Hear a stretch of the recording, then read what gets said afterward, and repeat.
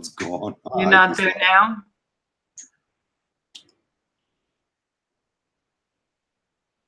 Okay, so we're live. Okay. You're not there now? So I can see, I just seen us. Look, there we are. There we are. Good. Oh. Okay. Okay. Love my drones. How you doing? Hey, Ed. Where's my other thing now? Left my drone. Oh, that's normal. Don't worry about it. Got a thumbs down already. Yeah, how did that happen Hey, so Cap. fast? How you doing, Cap? Nico Pulaski, Crystal, Hey. Mr. Wicked, Sam Cleve. Yep. This Crystal is hi. Hey, sis. Everybody knows Mars and his wife Case or Kaz. I don't know how to say it. Kaz or Case. Say it the first way because I like that. Yeah. Don't correct it. Okay. So Mrs. Warnock. Good. Sorry we're a little late. No worries there. Mars's fault. Well, Mr. Winky Head, hi. Okay, guys. So I'd like So, to congratulate Captain Cook on his 1,012 members, supporters. Yay. We're happy. hey, Captain. That is so cool. So cool. Oh, it's looking down there. And thank you, Captain, for sharing that with us. Ed, Cap, Nikos, Crystal, hello. Mr. Winky Ed, Sam Cleve, Ozone, Mrs. Warnock, Everybody. myself.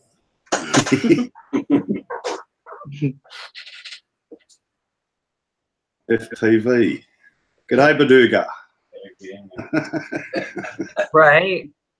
So you're so good at knowing these real one easy. Hey, how you doing?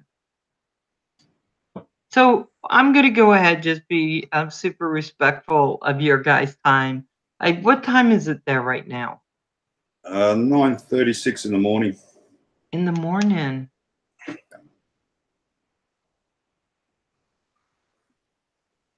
And how long do you have to spend with me? Because this is going to be a 10-hour interview. Are you guys, you guys down with that? Might have to hit the bottle shop for that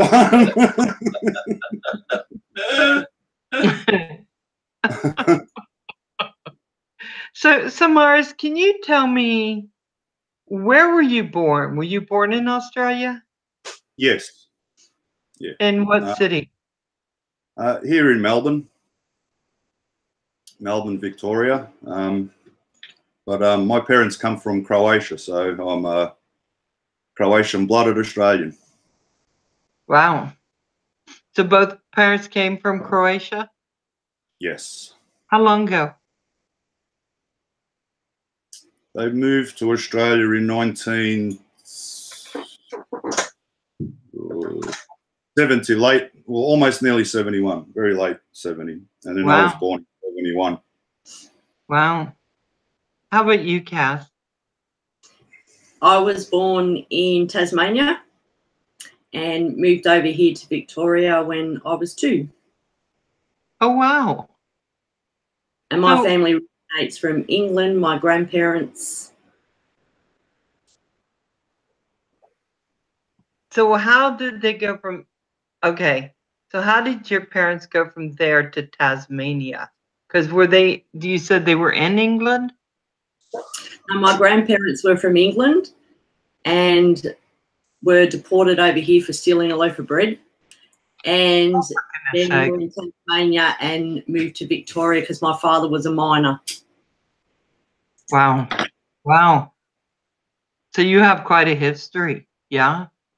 Yeah. Of how you settled in Australia. Oh, for goodness sake. Yeah, mistaken. So. And it's coffee in the cup, Crystal. So I'm going to ask this for Kim because he wants to know if you'll be sending him some Vegemite because I think he has to Wait, take. I'm showing you mine. Ooh, Kaz, I like your shirt. Is right? That's what you said, Kim. You wanted some nice Vegemite. I think he did. G'day, Kim. How you doing? Good, good. Yourself? And so, Kaz, Ed wants to know what your father, what your family mined. Oh wow, that's bigger than God. Kim. Now that's Vegemite, Kim. Oh my God. Her Vegemite is bigger than yours. Oh I'm just God. saying. Yeah, but at least it's not 17 years old. No. Hey, journalaholic. We're here interviewing Marz Torquay and his beautiful wife, Kaz. So, Ed. Yes. Oh, Ed wanted to know what you were mining, what your family mined. My father used to work in the gold mines. Gold mine. Mm-hmm. And I'm not rich. I'm thinking money. It just, I just got stopped completely. Full of mines. No, because he was working for someone. Yeah. Yeah. Yeah. So, what was your life like growing up, Cass? Oh, I was a bit of a rebel. And feel free not to answer things I ask. Nah, it's all good. Yeah, a bit of a rebel. Wasn't the only girl for over 20 years, so I was very spoiled and got away with everything wrong. Did you? And Marz, what about you? He was a goody two. He could not have been a goody two shoes. Move He that was. truck. We'll talk about that in a minute. Oh my goodness. Yeah, no, I was a goody two shoes. Were you? Yep, believe it or not. I rebelled when I hit 16. Oh, were you? Okay. Because that's the age a lot of kids start rebelling, isn't it? Around 16. Mum, I got two elder sisters. They're like probably 10, 12 years older than me. And yeah, like mum and dad come over, and I think my sister, they were 15, 12, something like that. They got married. One got married at 18, one at 15. They left, so I was basically got raised on my own, you know. Wow. Yeah, so I used to, you know, help mum do ironing, cooking, cleaning, dusting, and, you know, just, you know, whatever in the garden, mow lawns, and from a young age. So that's just the way I got brought up, you know. Head down, ass up, basically. Right. But then somehow you met Kaz. Can you tell me how that happened? Yeah. Yeah. I was in a past relationship and 18 years, married for 10 of those 18, and got really hurt, really bad. Wasn't in a good situation, and raised my hand, got help. That was 13 that happened to me. Yeah, basically went through hell for a year. Yeah, as you do when it's that kind of a situation. But anyway, met Kaz online, and that's it. Just actually know what love feels like now. Awesome. So you met her online. You mean like Google, not Google, Tinder, No. Bumble, that kind of thing? No, it's actually a dating website. Okay. But the ironic thing is, I actually know his cousins from Geelong. Yeah. Really? Yeah. Wow. We probably ever met like at a wedding or something. Who knows? But don't know. Right. Yeah. So, it's small. I think meeting people online as far as dating sites, I don't know. Was it Kaz, how did you do? I mean, you met Marz, but did you have to go through like a lot of pumpkins before you got to Marz? Yeah, a lot of funny situations. because I'm very independent as well. Hate being told what to do. And, you know, coming across a lot of people that want us to try and control my life. But that doesn't work for you, does it? Oh, no. No. No. And so, yeah, because I think that's when I went on a dating site once, and I just go, murderer, serial killer, you know, I just can't do it. Well, you Kept know, swiping through everybody until I just got off and said, not for me. Don't worry, Val. You know the kind of things I went through with women. It was like, oh, promises, and because you're vulnerable, and you're looking for love and all the rest of it, and you get letters, and you know, you're thinking that you're gonna find true love. Load of crap. They just want money. So I offered to go to their place to meet him. You know, Russia and all sorts of places around the world. They soon back out of that. So anyone, if you're in that situation, just tell them that you want their address. They'll go away. Oh my gosh. Did you ever travel overseas to meet someone, Marz? No way. I wouldn't let him back in Australia. What are you talking about?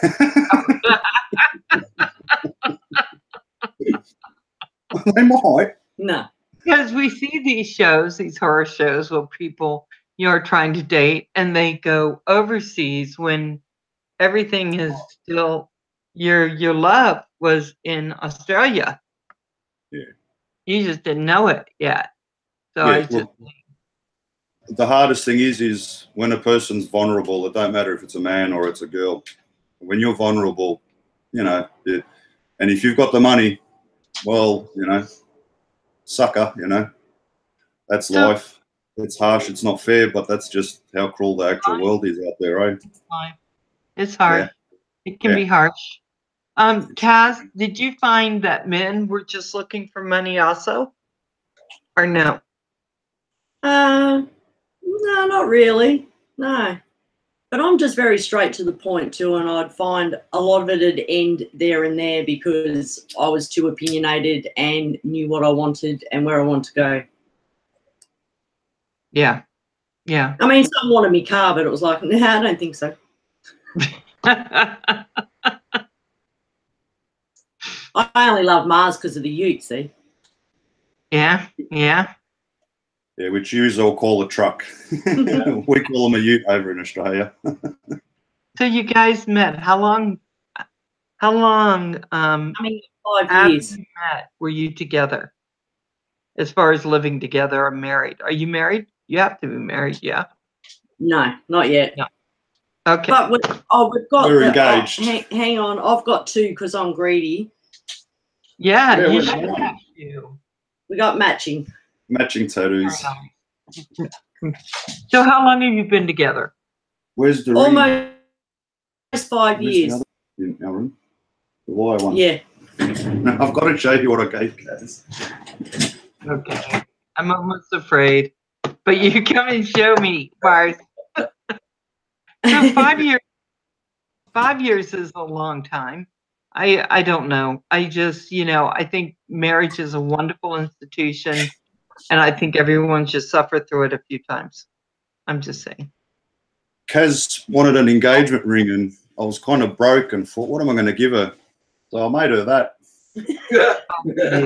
Oh, geez. Oh, geez. Marz.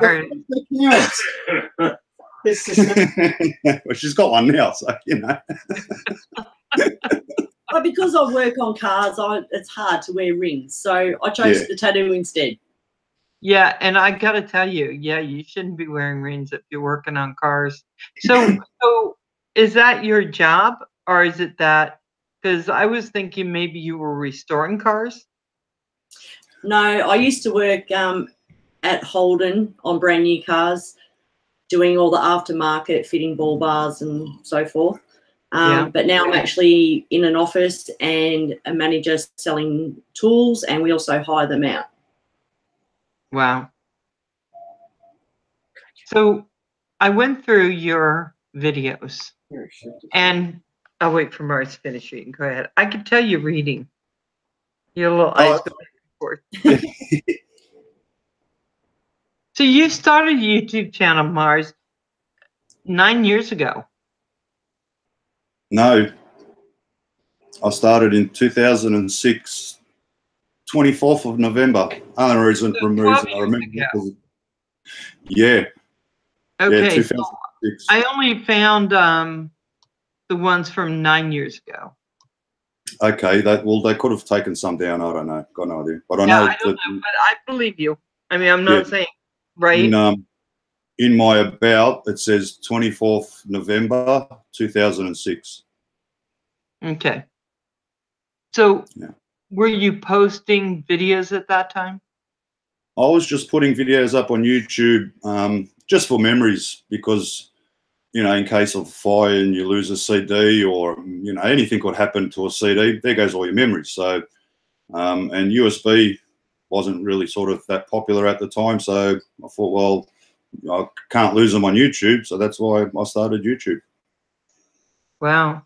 Yeah, it's a great place to archive all your stuff, I think, except for Kim, because he lost like 100 videos. So I saw it looked like you started getting to the point of really sharing a lot of your videos when you came into the drone community. Is that probably, am I being right in that? Yes, correct. I only, first time I flew a drone was February this year. Wow. Prior to that, I've had like a RC drift car that I used to love, and I had a little those little small helicopters, probably about that big, and like I bought one for my son that was about that big, and I bought the little small one for myself, and I first flew that probably about 9 years ago, something like that. It was around that time. Wow. With my RC drift car, and well, that wasn't just wasn't meant to be in that life, and that's it. And just Kaz's boss actually asked me to help him trim a Visuo drone or whatever it's called. Looks like a Mavic. So I said, yeah, no worries, and that's it. Hook, line, and sinker ever since that moment. Yeah, in May, went and got my license, so I'm fully licensed, and just want to make a future out of it. I just absolutely love it. So you're licensed to fly drones like the 107, like what we have here? My license is different here. I've actually got it's called a REPAL, Remote Pilot's License, plus an AROC, which is a Aircraft Operator Certificate, which if I'm in a no-fly zone and I've got my permissions all in place, I have to notify the pilots, not necessarily to talk to them and, you know, bleed their ear. It's not that kind of a system. You just got to let them know where you are with the proper wording, and that's it. And you just got to keep a vigilant eye and ear out on the CB radio in case you hear anything or anything. You know, you just need to let them know where you are, and you basically won't get spoken to after that, pretty much. So, Kaz, are you thinking about getting licensed for drones at all? No. I don't need to. I can just do it with Marz anyway, so that's all right. Yeah. I don't have time to go do the license. I'm at work all the time. So, Kaz, now that Marz is on the dark side, or trying to get to the dark side, how are you feeling about how are you feeling about his drone flying? Oh, I'm proud of what he does and what he's learned and everything. And, you know, we are still both our own people. He does what he likes. I do what I like. Yeah, I think that's the best way to do it. I think that's what keeps people together, is having your interests and being okay with each other having your interests. So what do you want to see happen with your YouTube channel, Marz?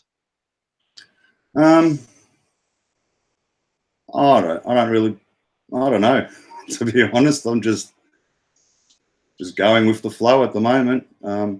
Like I want, you know, good quality videos on there, you know. And then I want the raw things like me twerking and just being a, you know, dumbass, jackass, whatever, being, you know, just a clown basically. And it makes people laugh. And if I can make someone laugh, I'm happy. And that's that. Yeah. You know, I reckon the more you laugh, the longer you live. Whether that's true or not, I don't know. I think so. I think so. I thought it was really funny because I was watching some of the videos, and Kaz took your first twerky video. That was her camera. She did a good job. That's I gotta say that's one of my favorites. I like that one. That was very good. But you're also really sports oriented, aren't you? I mean, you're on your electric skateboard. Yeah, I'm good at all sports basically. Always was as a kid. Always, yeah, BMX, football, cricket, you name it, basketball, tennis. There's not a sport that I'm not good at. And then I saw another video when you were talking about your love, and it was with you in the hospital was the thumbnail with your shoulder. So yeah. So Kaz, how easy is it to be married with someone who doesn't mind being a little broken up? Because he's on these electric skateboards in the road going. Yeah, but I get a good laugh when he falls off. I just stand there and laugh. I can't help him. I can't do anything. I think that's. I mean, I sit there and I'm just like, oh my God, Turkey, oh my God. You see, you're gonna break something and not be able to twerk. I think what might happen. When he first fell off, I was on my way home from work and I called him. And he's like, can you please get some Band-Aids? I filled up. And I went, oh no, what do you want Band-Aids for? He goes, I'll show you when you get home. So I didn't stop and get Band-Aids because I'm not that kind-hearted, really. Anyway, he used spray on Band-Aid. And then I walked in the door and I said, show me. Well, he's got blood from one end of him to the other, all over his pants, everything, still sitting there waiting for me to come home to see it. And all I did was laugh. Didn't ask him if he was okay. I just laughed.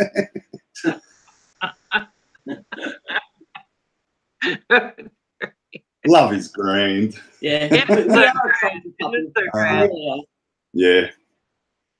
Well, I didn't injure myself too much, just gravel rash here, gravel rash there, and on my kneecap, and that was it. But when you saw me in the hospital, I've actually had a shoulder operation. I tore one of, it's called a supraspinatus or something like that. That happened, when was that? May. About a week after I got my license, I was booked in sort of towards the end of that month to get my operation. So I'm still doing physio and stuff on it. So getting there. Oh my gosh. Yeah. So you told me you don't sleep a whole lot. No, I have a bit of a hard time sleeping, yeah. So I think there are a lot of people in the stream that have the same thing. They just don't sleep well.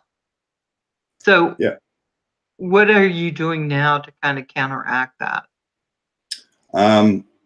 Actually, I've got to go to the doctors, believe it or not, and get some sleeping tablets. Yeah, just to, you know, I've had to use them probably a couple of years now. Here and there, I use sleeping tablets if I've got something that I have to go to, make sure I get a decent night's sleep. You know, big long drive, which not that I got my license anymore for until next year, but yeah, things like that to make sure, you know, got to get your sleep. Yeah. But at the moment, I'm not using nothing, so I just, you know, sleep when I'm mega tired and basically and drool on the keyboard and oh Jesus, you know, wake up. Oh, everyone's left. Where is everyone?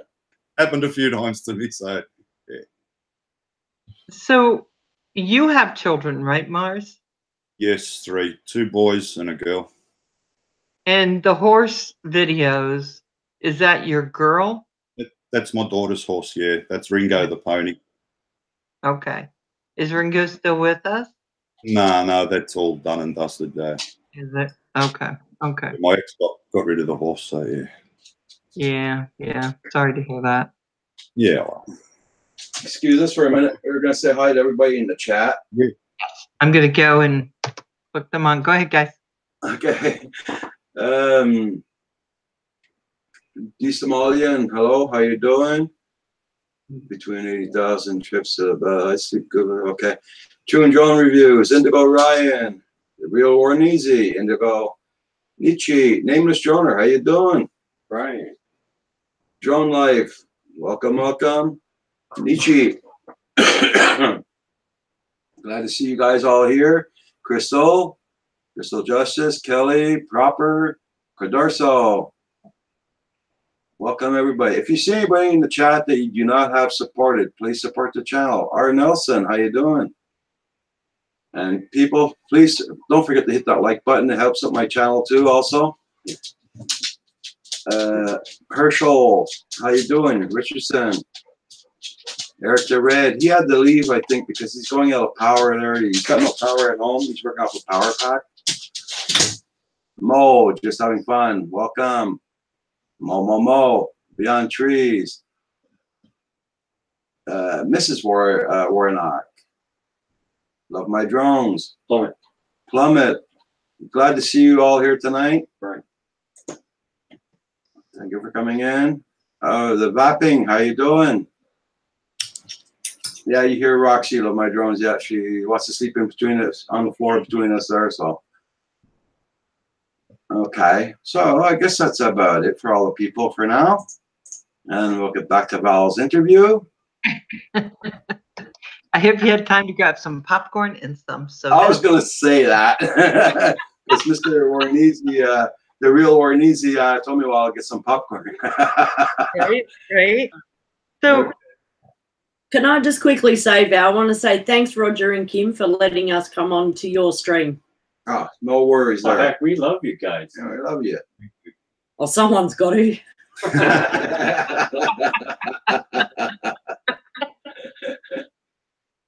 So you got the one interest I just loved watching was your Timo skateboard. Yeah. So what made you get that? What made you get that? No license. I'd hate to say this because a lot of people really don't like this guy, but I don't mind him. Very creative, and it's Casey Neistat. Mm-hmm. I don't know. Just at the start of the stuff, it's not that I want to do what he does,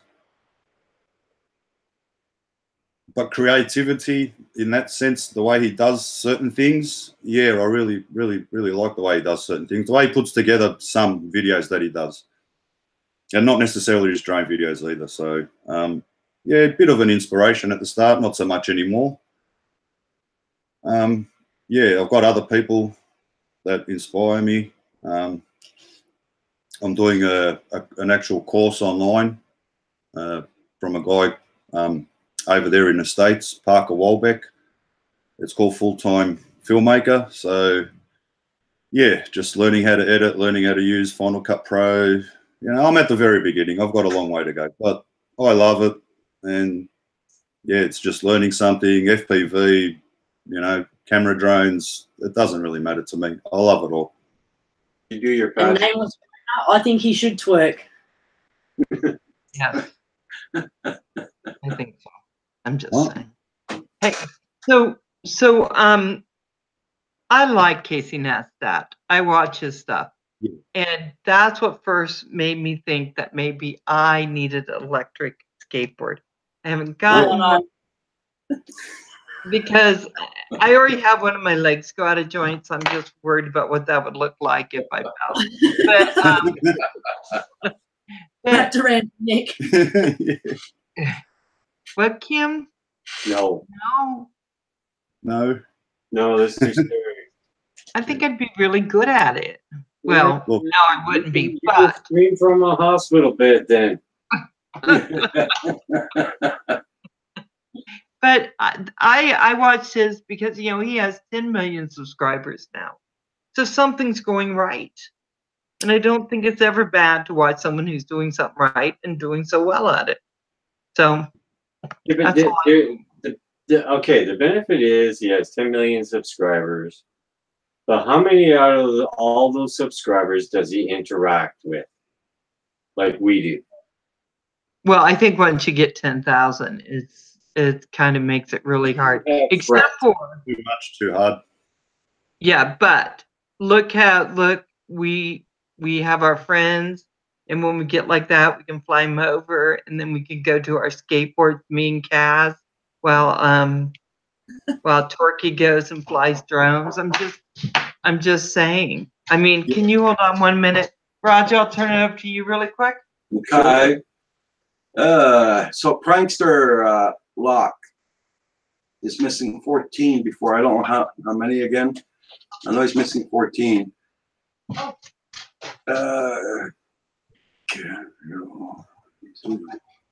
just checking out there. The vaping, I hope you're all as well. Really nice to see you two in person now.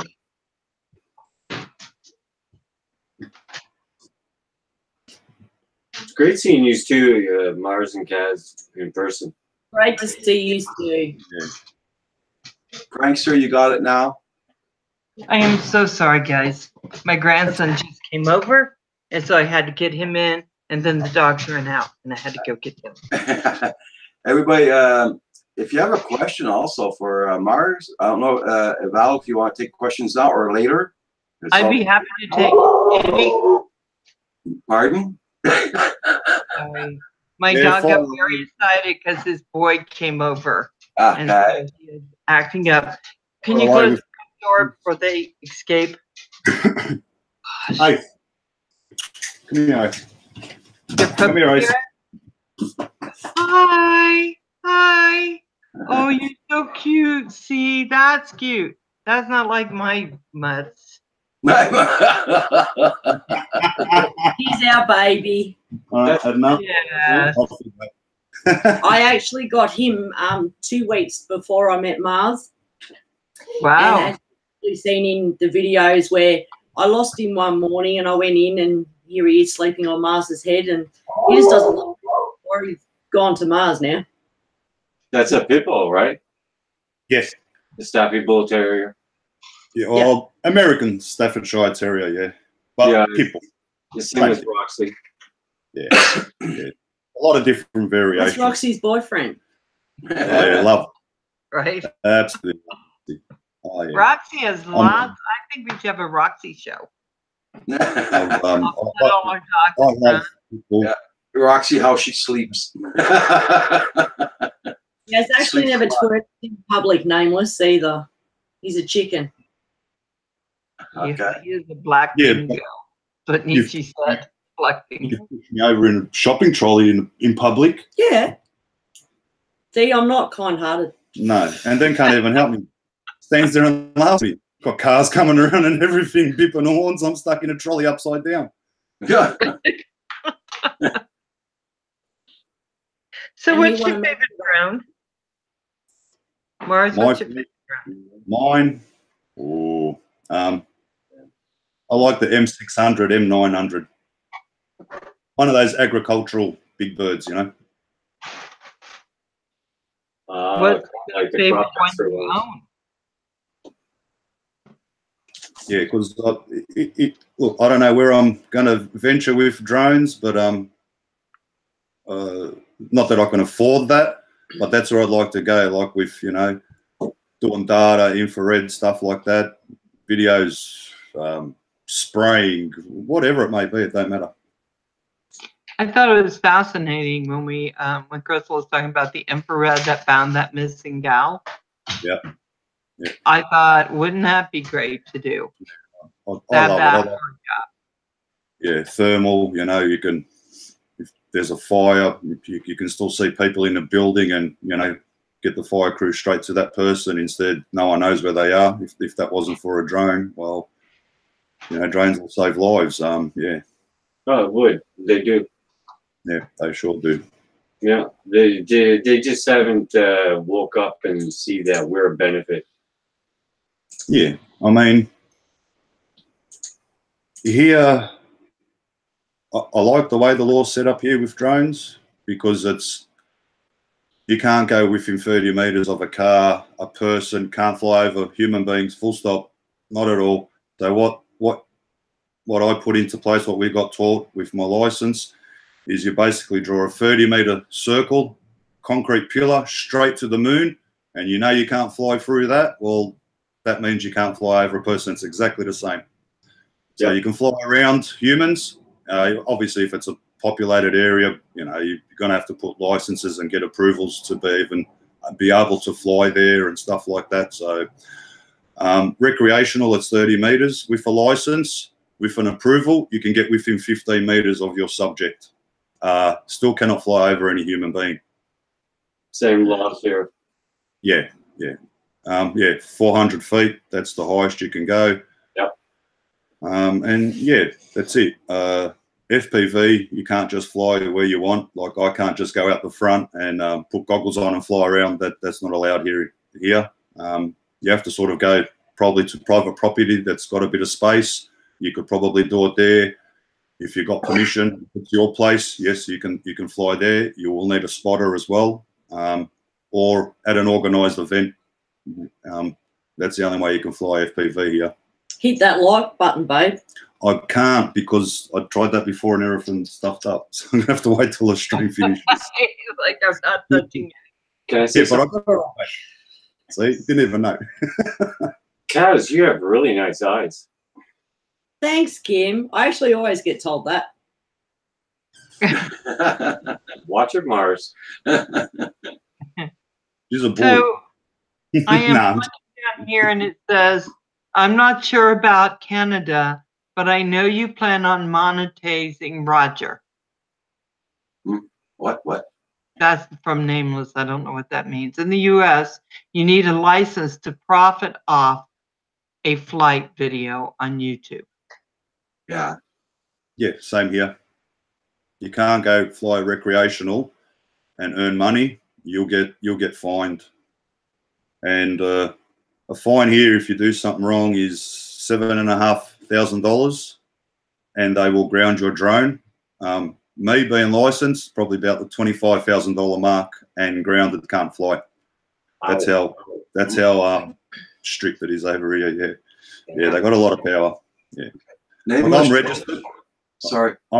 I'm registered, but I don't have to put my registration number on my drone or anything. When I go into the app under my name, there's a registration number connected to my name because of my license, and that's how I think they control it over here in Australia. Recreational, I don't really know how they control that. I'm not sure. I don't think you need a registration number or anything, which, you know, that's catch-22 there, you know. You probably should have it, because if something happens, at least you can find the person. So I'm not really sure. Okay. Nameless Droner, I will be monetizing, but not for money. There's a certain way you can monetize without being paid, because I'm doing this. So if I have any problems with YouTube, I'll have a representative to talk to immediately to find out what the problem is with YouTube. I'm not going to be monetizing for money. I will be monetized. Contrast. That I'm so upset with at the moment, because I still can't go live. It should be over. But yeah, well, and it was just the name of a title. I didn't even know. If I had known and YouTube had told me, well, obviously I wouldn't have used that kind of title, you know. I just put Jocks and Pad, and because of that, I got a warning thing in my email, and the video got taken down. I thought, oh, okay. I changed the title, put the video back up. It's still there till today. Huh. Nothing. I'm still banned. Or still, like, the ban, the 90 days is finished. Should have been finished start of the month, the 1st of September. I went in yesterday and the day before, double checked, and I don't know, the stream just, it won't work. It's saying unavailable or something. So I decided, well, I've had enough of YouTube. So I just sent them 10 messages, one after the other. I spammed the hell out of them. Well, it'll grab their attention, won't it? Because they won't, you know, unless you got 1,000, they don't want to know about you. But that's what we're trying to do. Yeah, yeah. So that's probably my next goal on YouTube, get to 1,000, so I can do the same as yourself and Roger there, you know, get a rep. If something happens, well, at least the rep can help you out, and that's it. I think it should be everyone's goal, you know. Yeah, maybe that's why YouTube does it that way. I don't know. Yeah, one way or another, we'll get you there and get everybody else in there. And then, you know, we put links and all that. YouTube does nothing. Then you see the 1,000, and then we put links, and then YouTube takes your likes. I mean, they're freaking off their heads, mate. That's it. Yeah. That's it. With the problems I had this week there, I talked to Cap this morning, and I've talked to a couple other people, and he said it was the best way to do it is to be monetized, but not for money. But if you want to get a hold of a rep, you got a rep right away, and they take care of the problem. Yeah. That's it. That's it. Yeah. Oh my God, a mouse just ran past you, Kim. Pardon, Kaz?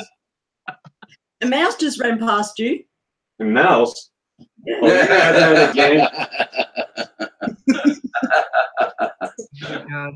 Oh my God. So what would your advice be to someone who was in your position on YouTube? I mean, what would you tell them if like someone came to you and said, "Hey, listen, I want to start a channel. I want to get it out there." What would you tell them to do, Marz, and Cass too? Because you have a channel too, because that's how I saw the turkey one. I reckon a bit of variety, you know. I mean, to have the same thing over and over and over and over, and it's already boring, you know what I mean? Sorry to say, and I don't mean to offend anyone, but a bit of variety, you know. Could be anything. Cars, chickens, rabbits, dogs, turkeys, monkeys, donkeys, doesn't matter what it is, you know? Could be anything. You know, houses, some people like that, you know, cooking, barbecues and so on, so on, so on, you know. And me, I've just got it, you know, obviously to support Marz and all you guys once he started getting into it, you know. And then we were like, oh, I think it's about time I put something on. So that's why we just done it. Yeah, because I said to it, a lot of people are not going to be a bit wary if you've got no videos on. So, yeah, we decided, well, we'll throw a few videos there up for Kaz and we'll keep going. Craziness. Yeah, we'll keep going with her channel as well. I spoke a couple of weeks ago and I said, look, we'll just do videos here and there, throw some on yours, throw them on mine, and, you know, if you like it, you like it. If you don't, well, you don't. I'm going to say. You know, not everyone's going to love everything, so, you know. Yeah, Australia is very beautiful. Maybe do videos of some of your sites. Yeah, yeah. I mean, a lot of people think it's this deadly country. No, it's not that bad over here, trust me. No, it's not that bad. It's pretty good. Yes, we got sharks, but, you know, that's like you got sharks over there too. It's the same thing. But we don't go to the beach for sharks because, you know, they'll roll me back in there. So, yeah. Or we love water slides. So if we want to go swimming, we go to the pools with slides. Yeah. Push each other down.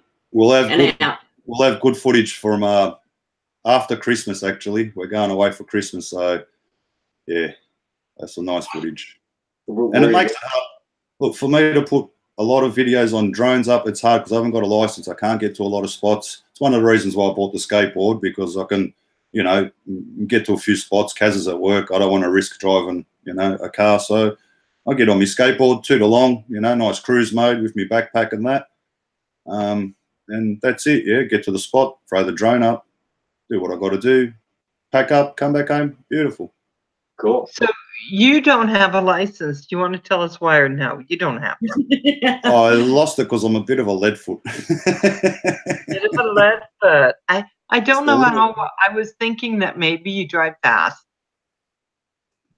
Yeah. Yeah. Okay. No, not. Oh, I drive normal, but there's times when you're in a, because we drive here in, you know, the left-hand side, when we call it the right lane, which is, you know, the fast lane, the overtaking lane. And our speed limit is 100, and you get, you know, knobheads that do 90, and it frustrates the hell out of you. Not only me, Kaz too. You know? I just don't get caught. So, yeah, you know, and then, yeah, just pain in the ass on the roads here at times. Yeah. And the last time I actually got caught, he was driving home and he tried blaming me for it. So I went straight online and looked at the photo and I said, that's not my ass in the seat, that's yours. I did. And that was on my birthday, I got that. Yeah, that was you driving. Oh, wow. Oh, wow. That's all right. So now you have to wait for another year? Yeah. I'll get it back May next year. Oh, that's not too bad. This coming year, right? Yeah. Well, he stopped driving for a year because he thought he had lost it, but he hadn't. Yeah, it's don't go there. Long story. But then once you went in, they said, now you've lost it. Yeah, because he got caught driving. Yeah, because I got caught driving whilst unlicensed. So, oh my gosh. well, the judge was pretty good. Which we are lucky. Over here, if you get caught driving while under suspension, they can actually take your car for a month. Yeah, they can impound your car. We just sort of played innocent, and because the car was in my name, they let us go. Yeah, pretty good. For goodness sake. Oh, nice. Yeah, because taking your car too, that would be awful. I don't know if they took my car. I guess I'd be on my bicycle. Okay, I'm going to Roger. Hey, Roger, do you guys want to go to the chat? Yeah. Welcome, John Paul. How you doing? Paul Metamon. Ryan. I'll let Marz say hi to everybody he knows in here also. So Marz in case. I love the way you say that, Roger. You can say hi whoever you want. Palmetto Moon. G'day, Greg. Osby Drone. Oh, Mr. FPV, Baduga, seen you before. Brother Dan. G'day, Vaping. Mo, Wakey, Paul. Indigo, Ryan. Nameless. Prankster. I'll say hi, everybody. Oh, it's still going on. Osby Drones. Good day, sir. How you doing? Wakey. You could lose your license on a bicycle, Wakey? Yeah, here you can lose your license too if you're drunk and you're even a pedal bike and you got a license in your pocket. You can lose your license. Oh, for goodness sake! Yeah. I don't think here that happens. Well, here. Mo, Kez and I are from Melbourne, Victoria, Australia, Mo. Night train. Itchy. Mo was just asking where are we, what part of Australia. Right back, guys. Okay, he's in Melbourne. Yeah, Melbourne. Captain Roger and Val. Who is your guest tonight? It is Marz Twerky and his beautiful wife, Kaz. With nice eyes. Operating bike is illegal drunk in USA. Come here. Yeah, I think on a bicycle being drunk or being drunk in public, we're not allowed to do that, but I don't know that you lose your license for it. Do you, Night Train? Or who was saying, yeah.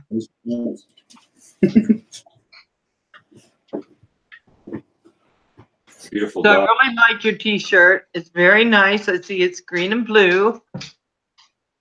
Yes, Drone Network. It's Marz's, so now he's going to have booby marks in it. Yeah.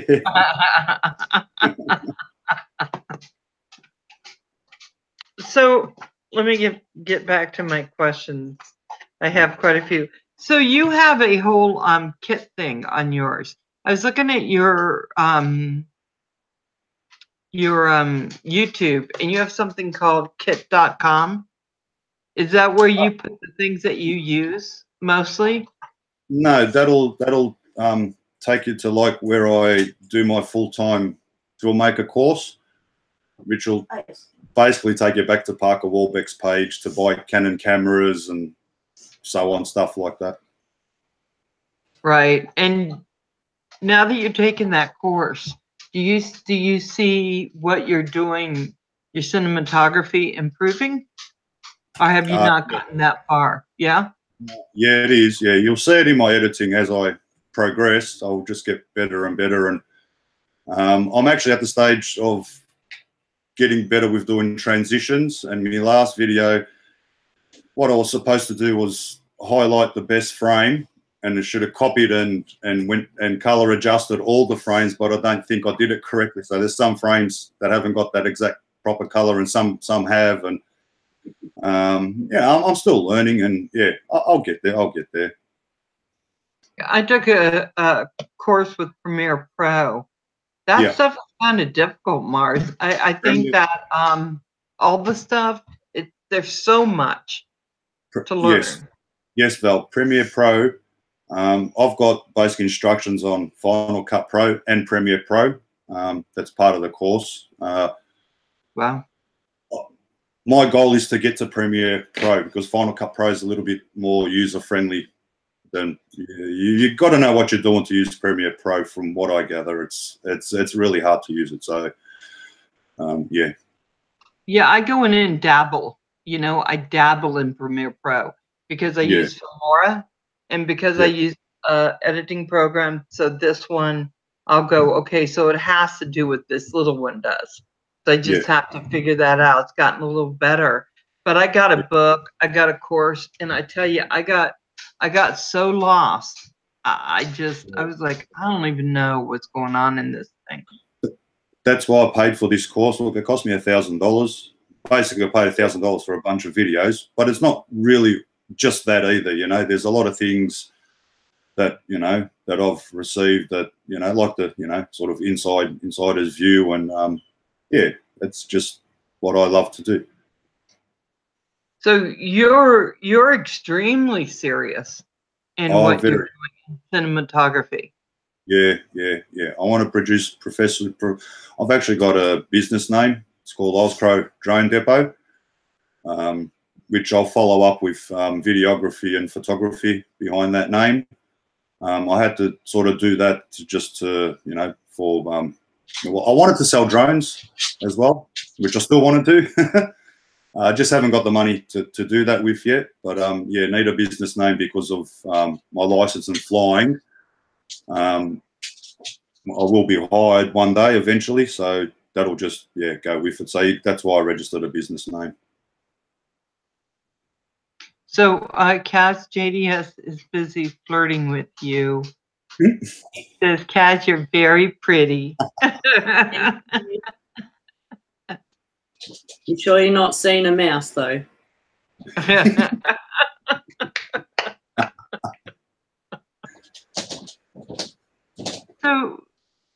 So Kaz, what is your idea of what you want? Where do you see yourself in 5 years?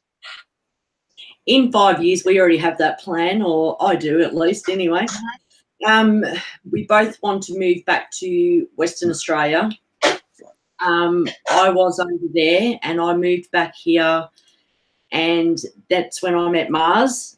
So if I hadn't met him, I would have already been gone. My children are both well and truly grown up, and as you know, we don't have any kids living with us, only the dog.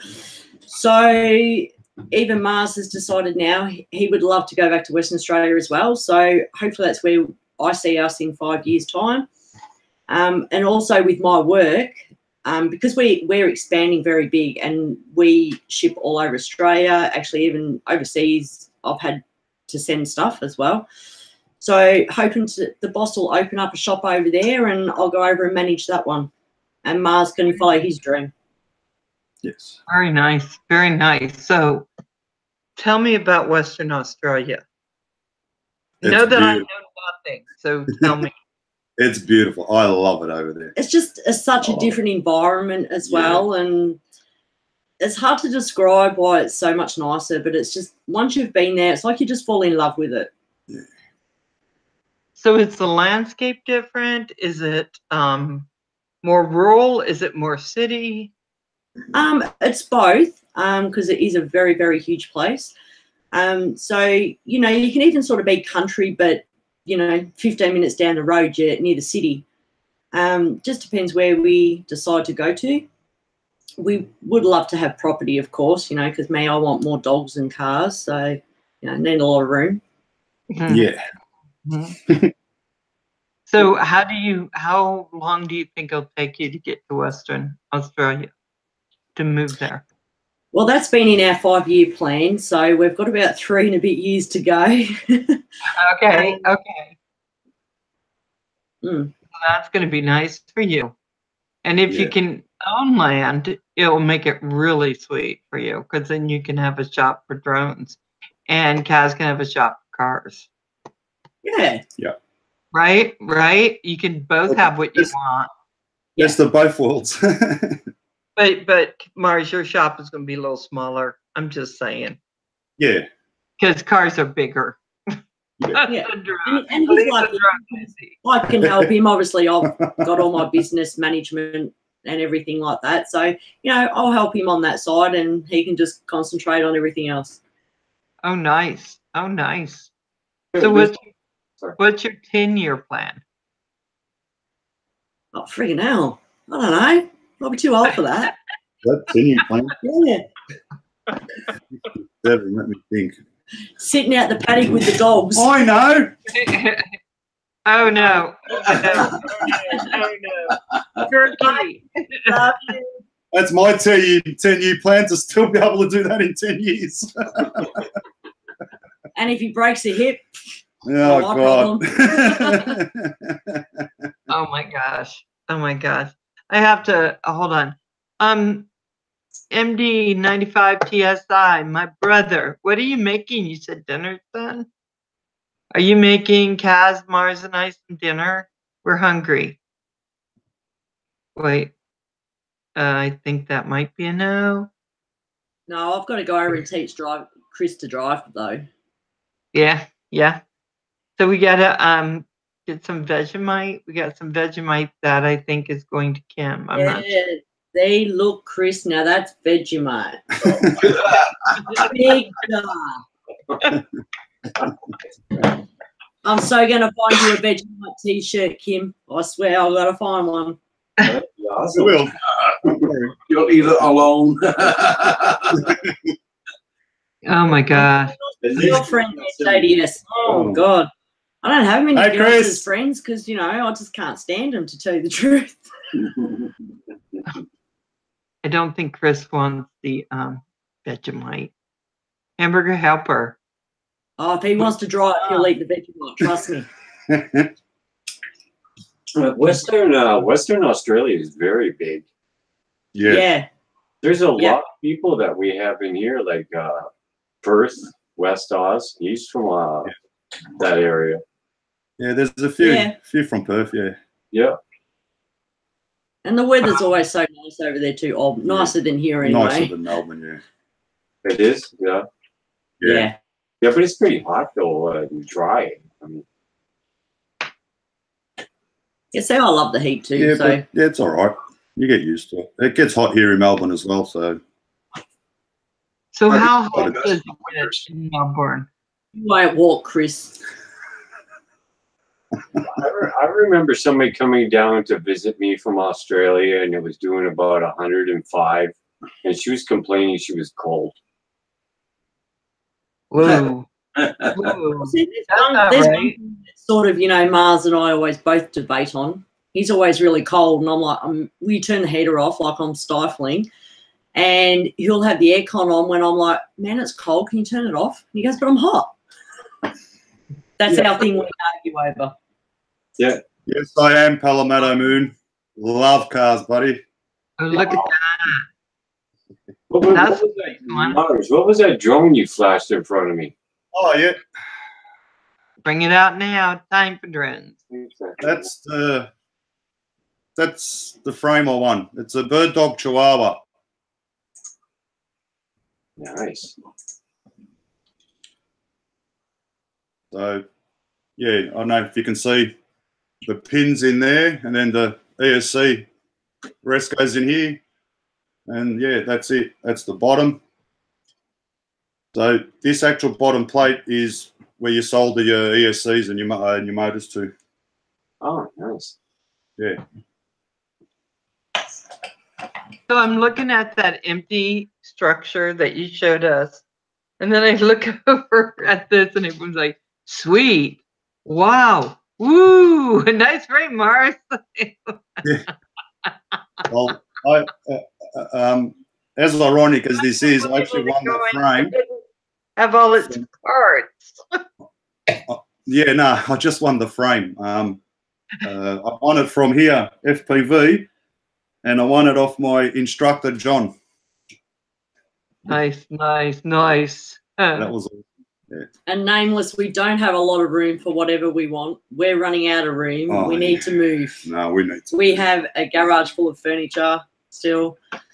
Wow. Our room is just chockers of dragons and cars everywhere. No room. No.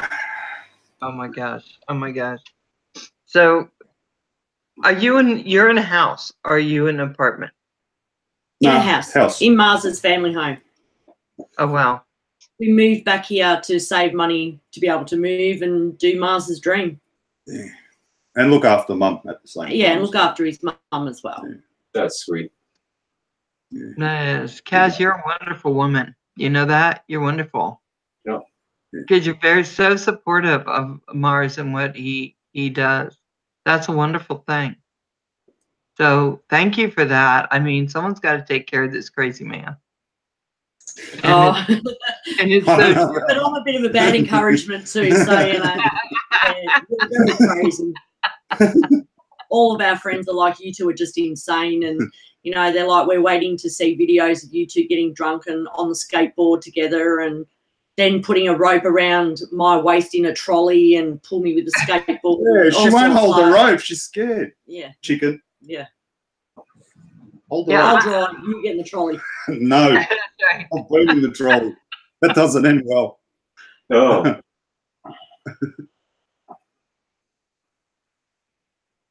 Let me see. Get that lady some space, Marz. Yeah, I think, Kaz, I think you're great because you're just so supportive of everything that's going on in your world. And you also have a way of staying within, kind of in charge of what happens in your world. And I think we have a delicate balance, don't we? At times, it's a delicate balance. But so Marz, what have you done for Kaz lately? I'm just asking. Everybody wants what you done. What? Oh well, actually, he's what I call my coffee bitch. I'm gonna say that my grandson's in the room playing the game. I was gonna say that I remember one time Crystal, was it Crystal asked for coffee or Chris, and they ended up with an empty cup or something. Marz gave me an empty cup, I'd throw it at him. Right? Yeah. So, sometimes. Yeah. He twerks for you. Is that what you were saying? Yeah, and he does more so before we actually moved back here. Like, obviously I'm always at work, and Marz does the things around the house, and he'll cook the dinner and everything. So it's just a little bit of a role reversal, but I'm fine with that. Oh yeah, yeah. I think a lot of us women would be fine with that. Honestly, I would be fine for some cook, clean, do those things. I'm not as good at them. Cooking I am, but I think that's that's very cool. And I'm also the kind of person where everything deserves a spot and always has a spot. You take it, you return it back and put it back. Because if you don't, you know about it. You'll know about it. You'll hear me, trust me. So Kaz, is that how you are? Everything has a spot. You always put things back in that spot. Like that too.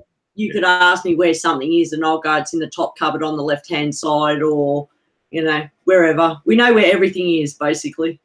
Called organized. Yeah, that is very cool. Like that. Yeah, I think that's a talent that I do not possess. I think that's a talent. I really do. But that's what you kind of have to have that if you're working on cars, you're working on drones, you're building drones. You can't lose all the pieces that you're working with, right? On weekends we do the stuff together, like dinner or whatnot. Like we'll do it together. It's not always just one of us. Yeah, yeah. Beach. So where? Sorry, I just read what Eric. It's BIATCH, Eric. Not beach. Yeah, not beach. You do the lady roll too, do you, Kim? I see. RC Hunter's telling us. What did RC Hunter say? I mean, ladies roll. You don't get a lady to cook a barbecue. Hey, I That's do. the man's job, mate. That's it. Yeah. Yeah. Barbecue. Oh, so good. I love barbecue. Yeah, me too. So let's see. I'm trying to catch up a little bit with the chat. So let's see. Does anyone have a question for Marz or Kaz that is respectful? And then we'll go to the ones that aren't. No, that's just. You got questions? Well, Marz, I'd just like to say thank you very much for supporting our channel all the time when you come on. Kaz. Putting in the link and all that. Kaz also. I wish to thank you very much again because, as you know, the chat goes pretty fast sometimes and we don't have time to do things like that. So thank you very much for doing that for us also. And also, Mo helps us out a lot also, just having fun. And D. Wand in the morning. He's a great guy for the numbers. He's very good. But I'd like to thank everybody for helping us out on our channel too. And I also noticed when you've done the other channels also, you help them out. That's great, Marz. Congrats on that. And Kaz also. Thanks, Roger. Cool. Yeah, it's hard to, we don't always get the kind of support that you two give. And I mean, that's one of the reasons why I wanted to interview you because, you know, I wish everyone was like you when it comes to support and being how you are. I think you guys are just absolutely wonderful. And it's amazing to me because I know, Kaz, you work, you do so many things, and yet you still come in when you have the time and you talk to us and you call us beautiful, which I love. And you just really are just so sweet and kind. And I just so appreciate it. I so appreciate you for that. I don't have. It's funny sometimes when I'm at work, especially if I'm watching Roger and I'll be at work and, you know, I have my earphones in and all of a sudden I'll just start cracking up laughing and everyone's looking at me like, what the hell's wrong with you?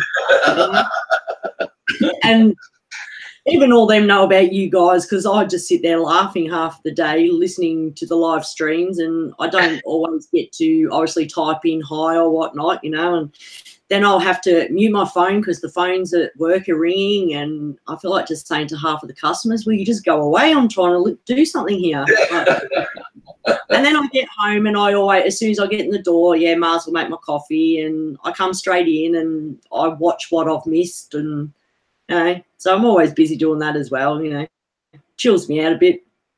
Yeah. Both Crystal.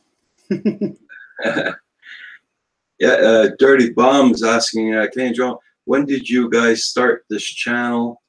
And could you tell us the story of how the idea started? You guys.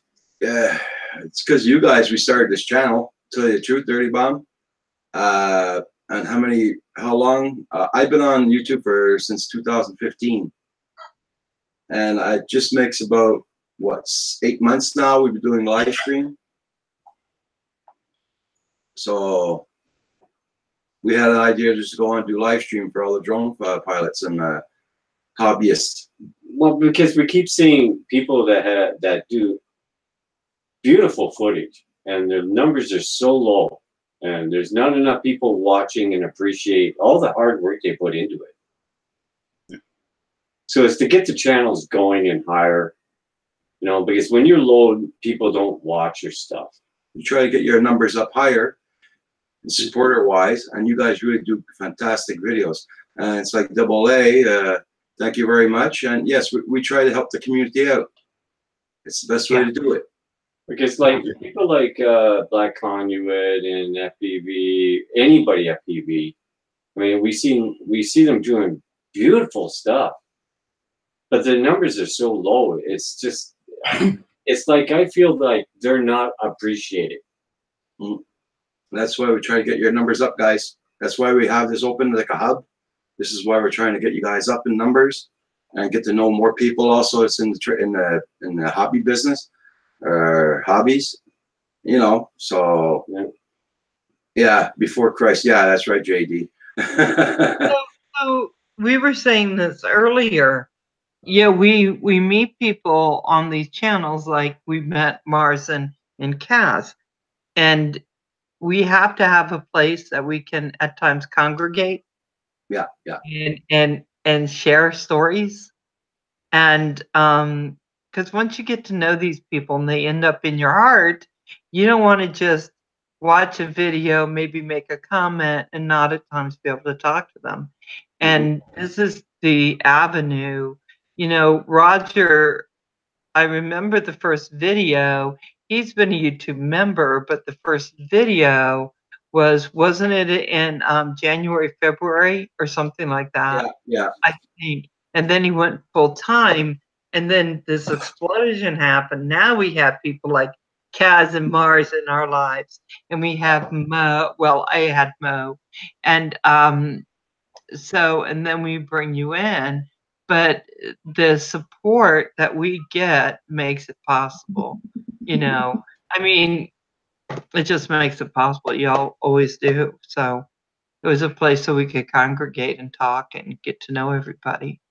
Yeah. I think that's kind And of like everybody knows that I am not a pro. I do not know nothing about electronics. That's for sure. That's for sure. I I only fly the Spark, you know, once in a while. That's it, you know. But I'm here to help the people get to know each other. And you know, and I love seeing your guys' videos. I can enjoy it. You know, like Nameless Joner. I was one of the first to comment on one of his videos. You know, I mean, I like the videos. But now I've gotten to a certain point, guys. I'm sorry, I'm not looking at everybody's videos, to tell you the truth, because I got lots. I had a big rush of emails lately, and I'm trying to get through them all. But man, oh man, it's hard. So I'm sorry to this. I've watched end up. and I gotta say, some of those very first ones of yours, what a laugh. Jim looking like a long-haired lout in there. Yeah, they've all been amazing. Yeah, what Kaz does, because you know, like she goes to bed, I stay up all night long. That her laptop sits here, and she's got everyone's page open, muted, and they're running all night long till she gets up in the morning. She has a check, whatever, and then goes to work, comes back home, does the same thing. So a lot of people are getting a lot of watch time. Put it that way. It's very sweet. It's very sweet. I gotta tell you guys, I think that it's easy to come back and do live streams and do that stuff when you have people like you that are part of it. Jim's got his top on. Who does? Come on, Tim. Do the fancy. Oh, There you go. oh no, the dance. The dance. Yeah, mate.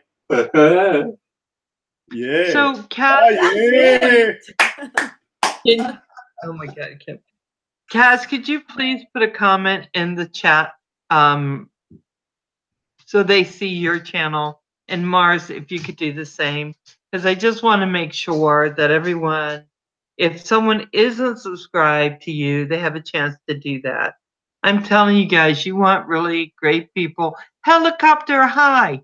You want really great people within your chats, or within watching your vids. These two are awesome. Awesome. So go and watch their stuff too. No, you get one, you get two. Yeah. Love my drones. No, I haven't found my drone pull shirt. I think I left it at that house where I watched the elderly woman, and I think I must have left it there when I was staying the night. So I have to go check. That's the only place I can think that I might have done something like that. So was just getting ready to ask for that, Val. Thank you. Okay, so just make sure every once in a while, guys, you go in and put your links because we want to make sure everyone gets you. Okay, and so I'm going to turn it over and let you guys talk a little bit to the chat because I want to hear. We only get to read what you write, but now I want you to talk in the chat so we can. Marz, do you have any props? Yeah, do you? Because I know someone who has tons. Silly question, Kim. Silly. Oh, is it? Wasn't he nice to give me the other Phantom 4 though? You want V2 props or you want carbon props? No, I mean props for your racer. No, I haven't got nothing yet. No, he's too busy buying a new drone because he thought the other one was no good. You keep them, Kim. You'll need them. I got 6 of these packs and 6 black packs. And another 30 in another bag. Oh my God, they're green. Oh yeah, Kaz will want them. No, that's all good. That's all good. You do have to have green props for that, though. Yeah. Marz, I'm just telling you. Green. You got to make it really pretty. Yeah. Just give them my email address and send me your home address, and this is nothing. Just a shipping. I've got your email, Kim. Cool. Yeah. Oh my gosh. So just having fun is pushing that it's time for you to dance. I'm just saying. Got no music. Oh, we can't do music, guys. No, you can't put music. Copyright. They'll do a copyright strike. So I would come up with original. Do your own thing. You think you can sing? Here's his email.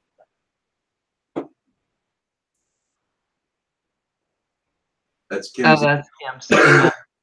No, Palmetto, I don't, because I got up and after the drone kind of flew at me and then flew over, I haven't tried to fly it again because I went and I saw a football game and then got home just in time to go on live. So that kind of took a lot of my time. That's cool, Helicopter. Don't have to apologize. Look, you're working and everything there, man.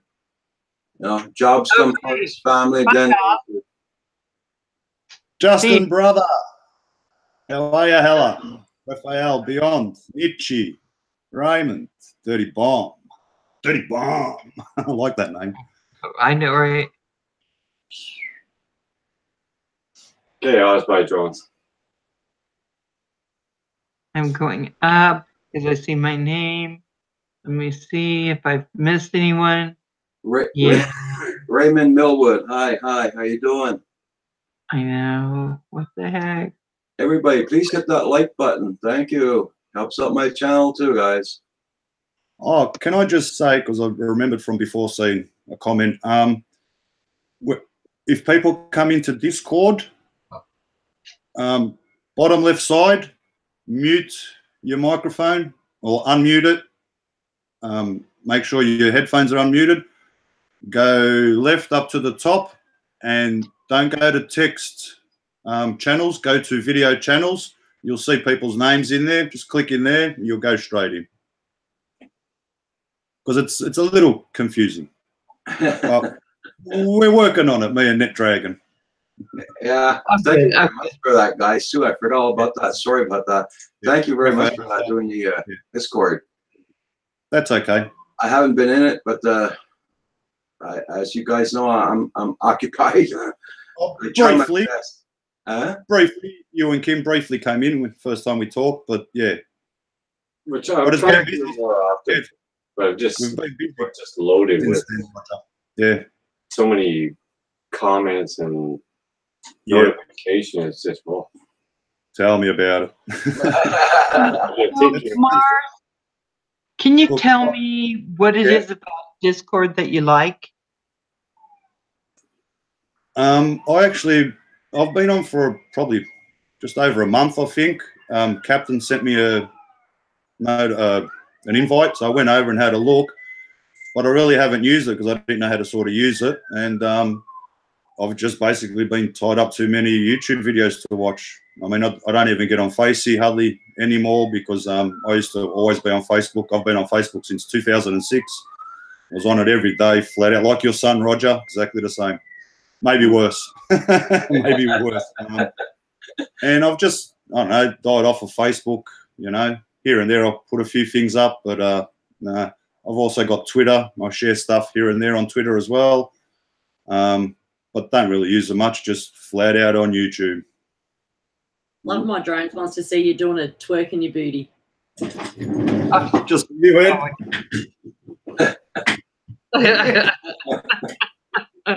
Yes, we are. We are Fat Person Views. We actually have a Discord group for the Canadian Drone Network. One of our people who come on and watch asked if he could set it up. He was pretty excited, NetDragon. And so, of course, that was just very sweet of him. And now Marz is also on it. I believe Louise Paul is going to help work on it a little bit too, depending on if anything needs to be done. Did I get that right, Roger? Yep. Hi, how are you doing, Dave? Hi, Dave. Hi, Steve. Hi, Dave. Hey, Dave. Double A, hi. Right, double A. Yeah, people can talk. They don't just have to just type. Yeah.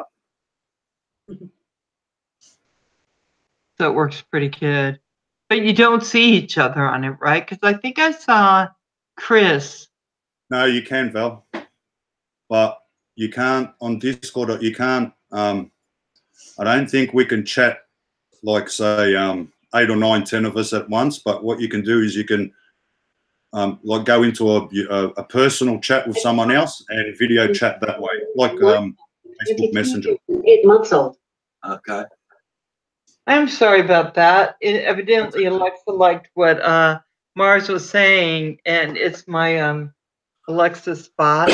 And she's just, she thought you were talking about Tony Braxton. Alexa thinks I'm hot. I think so. Alexis lights off. Oh my God. And then my one in the kitchen's going off. Alexa, stop. He frightened it with his twerking. Oh my God. See what you did? Alexa, stop. You turned it You on. have to treat her so mean. You Why you have to, like I said, stop.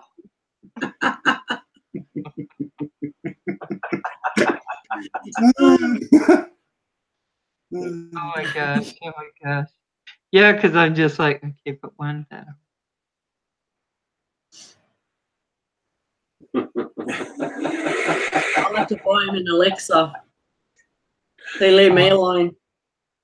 Okay, hold on. So now we're in trouble. Okay, I can ask her that, Ed. I'll see if she'll do it. Alexa, tell me a drone joke. I don't have a joke about that. Throw it in the rubbish bin. Sorry, garbage bin for you people. See, I tried. Okay, Ms. RC. Take it easy. Hey, Mark Rogers, how you doing? So how are you and Mo going with your training for your marathon? Mo Teller. I've been doing keto and I'm getting my diet straight again so that I can start running. And I think Mo actually is straight up doing her exercise right away. And it sounds like she's doing super. And so I'm waiting for her to show me a donut and run in front of me. Because I think I could get enthusiasm to run if I was running towards a donut. Whatever helps. I tell you. Marz tried telling me that he's nominated me to do it in Australia. And I'm like, don't think so. Not happening. Do it with us. You have to fly to my house. We'll bring you here. Sorry, not happening. Oh I'll drive in front of you with the donut. Yeah. So, so Louise, I get you don't see the need for two, but right now, can we stay on topic? Okay, thank you. So, I know a carrot won't work. No, it just won't work. It's just not going to work ever, because I love donuts. Sorry to say that. Combat coffee and executive coffee. I can't remember what it's called. Oh, yes. Bulletproof. Bulletproof coffee. And yes, I love bulletproof coffee. And Mo saying her diet is no candy, no soda, mostly veggies and chicken. But I do believe if Kim goes to visit, she will cook baby turkey. Isn't that what we agreed on? No? I'm just saying.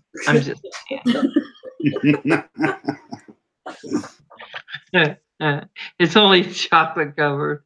Oh my God. Hitting bugs 3 and bug 6. Ready for flight. Oh, nice, John. Nice. Well, you wouldn't do good with us, Val, because we're not really sweet tooth people.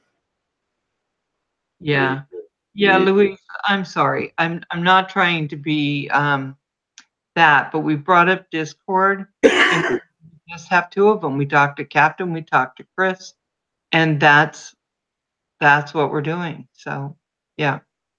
It's just a place, if like, like Roger says, sometimes there's 20 people in the room, whatever, he has to go. It's somewhere where we can go and to continue talking if we want to chat and whatever. That's all it's there for at the moment. Hey, Hash Info, Hash Pancakes. Hi, Ash. Yeah, and Hey, Captain agreed 100% with that this morning also. And so there's no problem with that because you got, you got the state side, you got Canada side, so. Yeah, no it wasn't really, we didn't think of it as being an issue at the time, Louise. We didn't. It just, we were doing it and everyone agreed. And I guess we just may not have thought if it would be a problem for you. We just didn't think.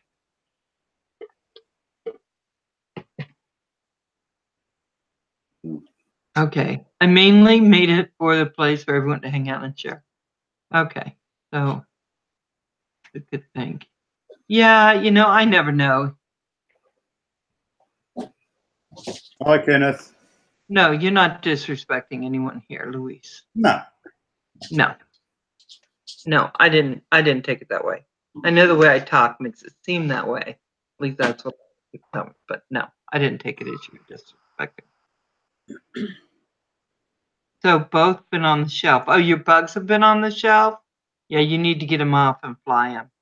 That's how we do.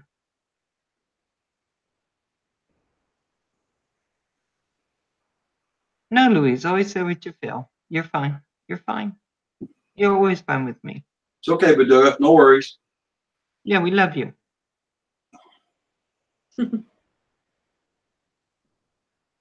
Oh, I know Paul, but hard to keep up with Earl Grey. What?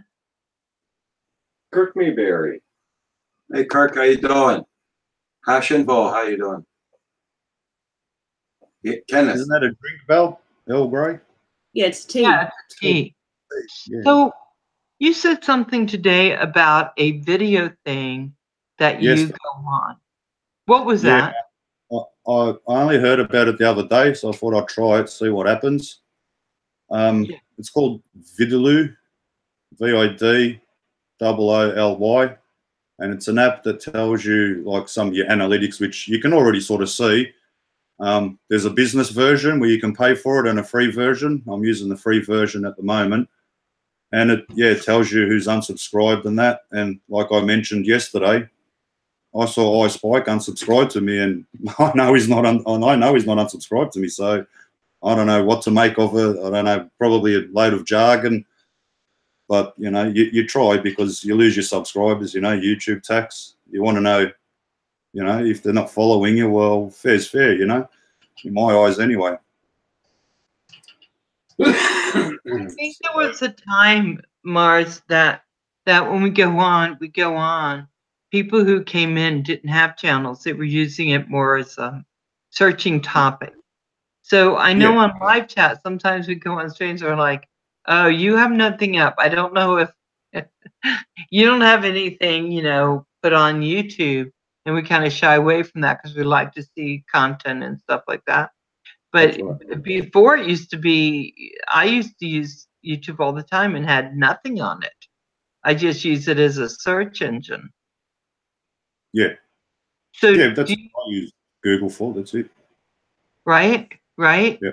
So do you think that that the way we're doing YouTube kind of excludes some of the people? Thank you, Louise. No, not really. Because once I sub, I don't unsub. So it's not like I'm going to now look who's unsubbed to me and go straight away and unsub. I couldn't care to. I'll still leave it just as it is. Doesn't bother me. If they don't like me, well, tough bickies, move on. Just want to know where they're coming from, which it actually tells you what countries they're coming from. So it's States, America, Germany, and what was it, Uruguay or something. So, yeah. So whether it's true or not, I don't actually know if it is 100% true. But I wanted to ask so I can find out and let people know, listen, because you know how YouTube just unsubscribes you automatically. Yes. Like, people might not know. Now, if I can sort of see it and say, hey, I'm not sure if you're aware or not, but you've unsubscribed to me. Well, if I don't do that, they'll never know. Same as I wouldn't know if I'm unsubscribed to someone. I wouldn't do it, full stop. But I wouldn't know if I'm unsubscribed because of the way YouTube does things. And not just me, everyone. I went on to Marz's page yesterday, and Yeah. we were both sitting here in together, and I've gone onto his page and it's telling me to subscribe to him, and I'm like, what the hell's with this? So I refreshed the page and I was sub to me. So and the same thing happened with Chopper's Rule. Yeah, Chopper's Rule, same thing. Yeah. It's happened to a few like that I've noticed. Mate, I know I'm subscribed to you. And we've all gone through it. I know since this morning, not since I went on live stream, I've lost 2 subscribers. Yeah. So it's just what happens. I think it's just part of what goes on. Look, a couple here. My chair. If you lose a couple, that could be like some pages closing down. Right. Who was it recently that their page closed down? Remember, they Chris Riley Music.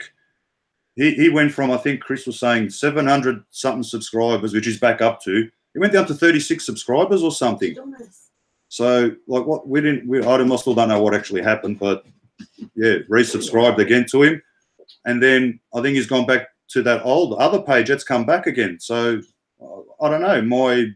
I actually had more subscribers than what I started with, an extra couple, like 2 or 3 or so. So YouTube's just all over the place at the moment. Your subscribers are low, then they're high, and then they just sort of stay where they are. Well, for me anyway, at the numbers I'm at anyway. Yeah, just really weird. The other day I checked my channel and looked at my subscribers. I had 15 people that are well known in here that were unsubscribed. Yeah. Nah, Kim, I'm telling you, they're probably not doing it, mate. I know that for a fact. That's why I wanted to see what this app was all about, you know. So, yeah, it actually sort of shows me. And then I'll just let people know, listen, apparently this app's telling me you're unsubscribed. Just double check. Yep.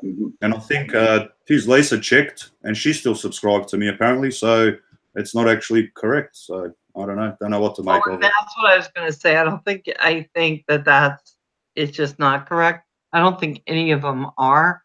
I think at this point, that's why on here I always say, go check out the channel. If you like them, hey, thank you, Lawrence. Go and make sure you subscribe to them if you like them, so that you can watch and you can be active. Because if you aren't active, I think YouTube is just random Yeah. pulling people out, I think is what's happening now.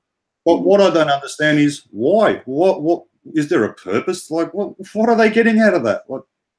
I don't know. I don't get it. Making me crazy. They like making me crazy. If you think about it, they should just leave it, because at the end of the day, if that channel gets to that growing point to make whatever kind of money, well, they're going to profit off of that. So they're actually like cutting their own throats. Yeah. Yep. You know, very silly. Yeah, because the more people they have on here, The better they. Yeah. the more they make. That's what I think. So that's right. That's exactly right. Yeah. I know. Lawrence, I appreciate you getting me. I am already subscribed to you. Yes, I am. So I'm just going to put you out there, put your name out there. Already got you. Very nice. Thank you. So I know that there's a point where people say, don't worry about who subscribes to you. We're in here just having fun. And then we have people who say, you know what? I can't even get help unless I have 1,000 subscribers. You know, I can't. There's not a whole lot I can. So I need to do that. And then there's some who say, well, you know, really, I'm building this for more or less because I enjoy everyone, but I also want to do something that's going to monetize. And where do you think you fall in that?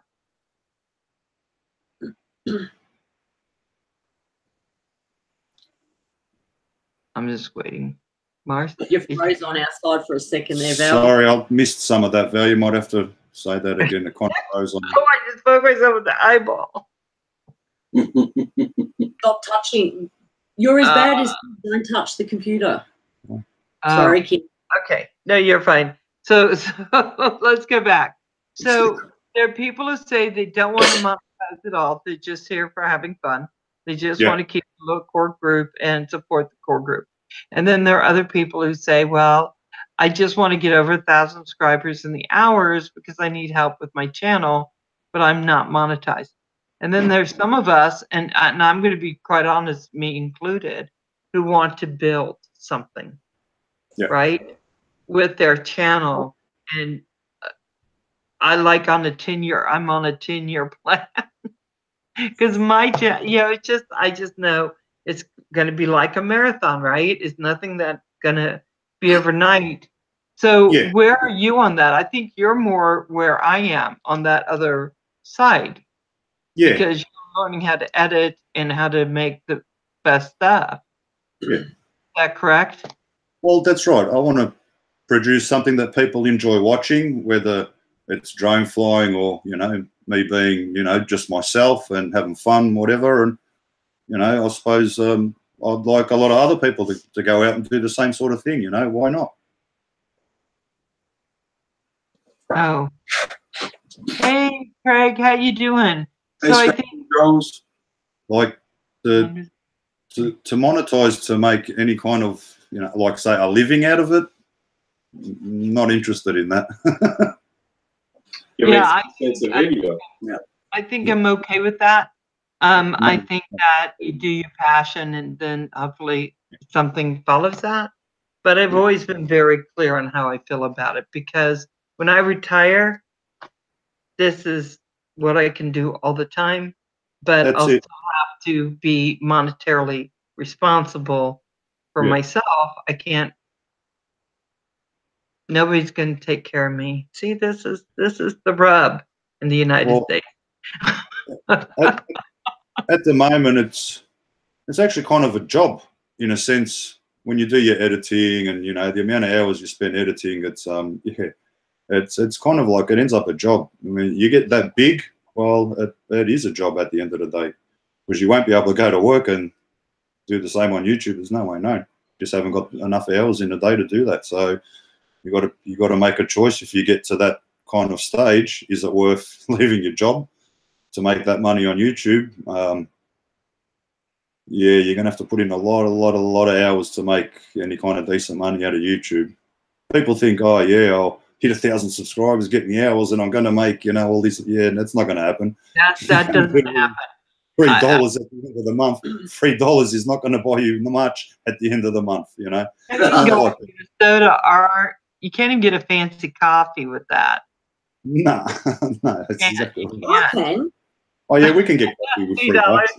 I'm not. I'd $3. be sitting at the counter going, "Please give me my fancy coffee. I need it." Yeah, I think. Milk bar around the corner. They have good coffee. Every day on my way to work, I stop and get one. Oh, do you? Oh, I want good coffee. I love Yeah. coffee. I love it. Yeah, lots of coffee. Oh, I'm not a big coffee person. I can live without coffee for a day. Kaz, what's your favorite coffee? What's your favorite fancy coffee? I love a vanilla latte. Yes.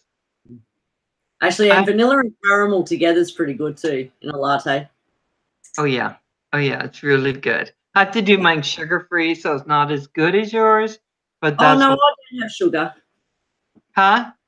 I don't have sugar in mine. Oh, you don't either? So yeah, so maybe it is the same. Oh man, I found some pumpkin spice coffee. 3 sugars for me. 3 sugars for you. I believe it. Wow. Not sweet. Mark Rogers drinks his black. I use cream and I'll use butter and coconut. I do bulletproof coffee most of the time. Hey, Evan, how you doing, dear? I want to go back to Kim and Roger. Kim and Roger. Yeah. You want to say hi to everyone? Yeah. Okay, JDS, keep your right name. Don't change your name. Mark Rogers, thank you for coming in.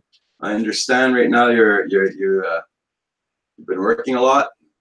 That's cool. Welcome back. Lawrence Clark, how you doing?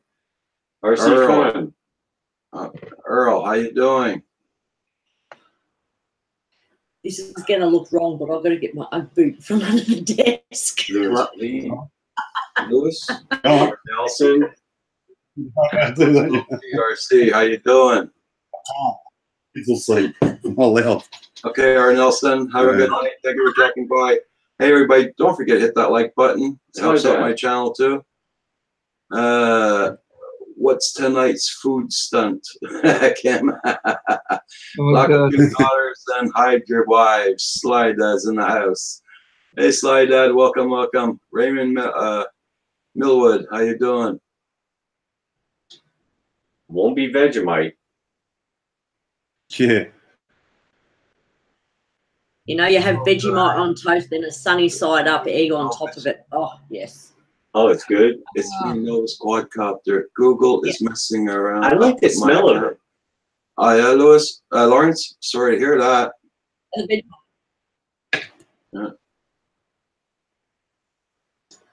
Yeah. Well, like guys, like I was saying, I will be monetizing, but it's not going to be for money. I'm not in it for the money. It's going to be like monetizing just so I can get a hold of a YouTube representative when I got problems like I've been having this week. And that's it there. Captain Cook showed me how to do it this morning, so I'll be doing it. And I'll have more news about that on Monday, see how it goes.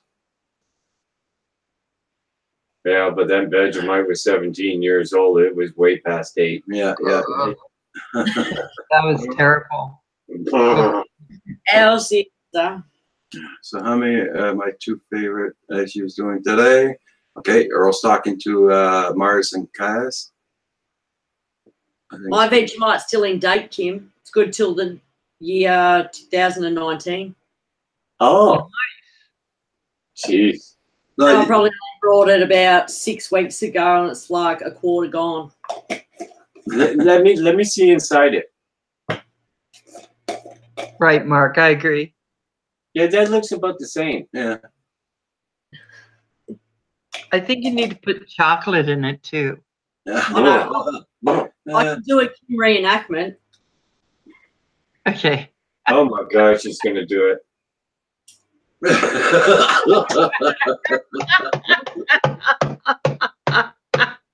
On that big of Vegemite. I can't eat Vegemite like that. Okay, Palmetto. Okay, good night. Bye, Pomento.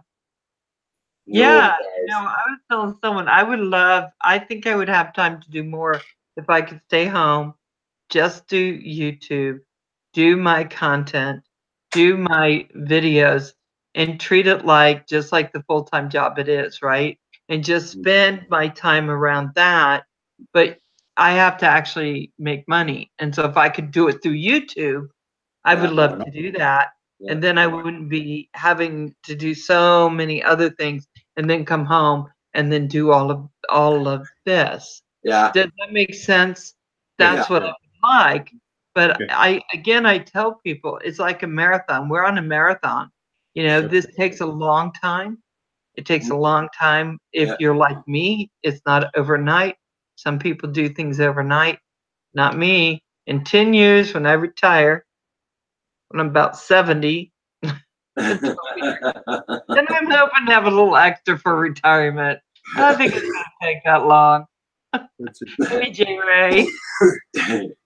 RC Funds, hi. Yeah, this is Kim. Just puked a little. Kim is into PTSD shock. J. Ray, how you doing? Chris Sullivan. Earl. Who's the guest tonight? It's Marz and Kaz. No, say it the other way, Roger. I love it. Yeah. So, okay. I'll let you guys keep on talking. And don't forget to hit that like button, everybody, please. Helps up my channel too. I know. Not what they do. Keep up to all these new ladies. Very hard. Yeah, Yeah, Your virtual women taking up a lot of time. That's all I'm going to say. And now on to RC Fun. What does Vegemite taste like? Kaz, what does Vegemite taste like? Like what? That's not what Kim says. It doesn't taste like that, like a Yeti's backside. Oh, it's salty. I don't know, it's hard to describe. It's salty. Yeah. It is salty, and it's very, it's strong.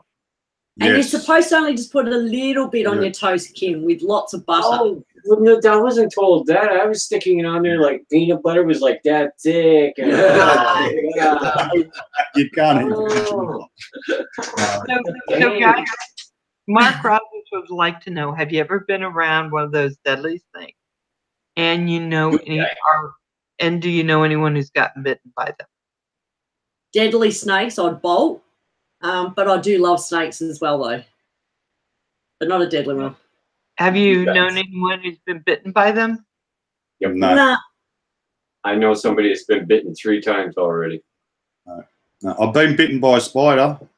Oh, those are big spiders. They're like that big. No, it was about that big, but yeah, bit me. So big. It wasn't a big spider. It's called a common Sydney black spider. It was called when I was working in Sydney. Yeah, that threw me around a lot. I had to go straight to hospital.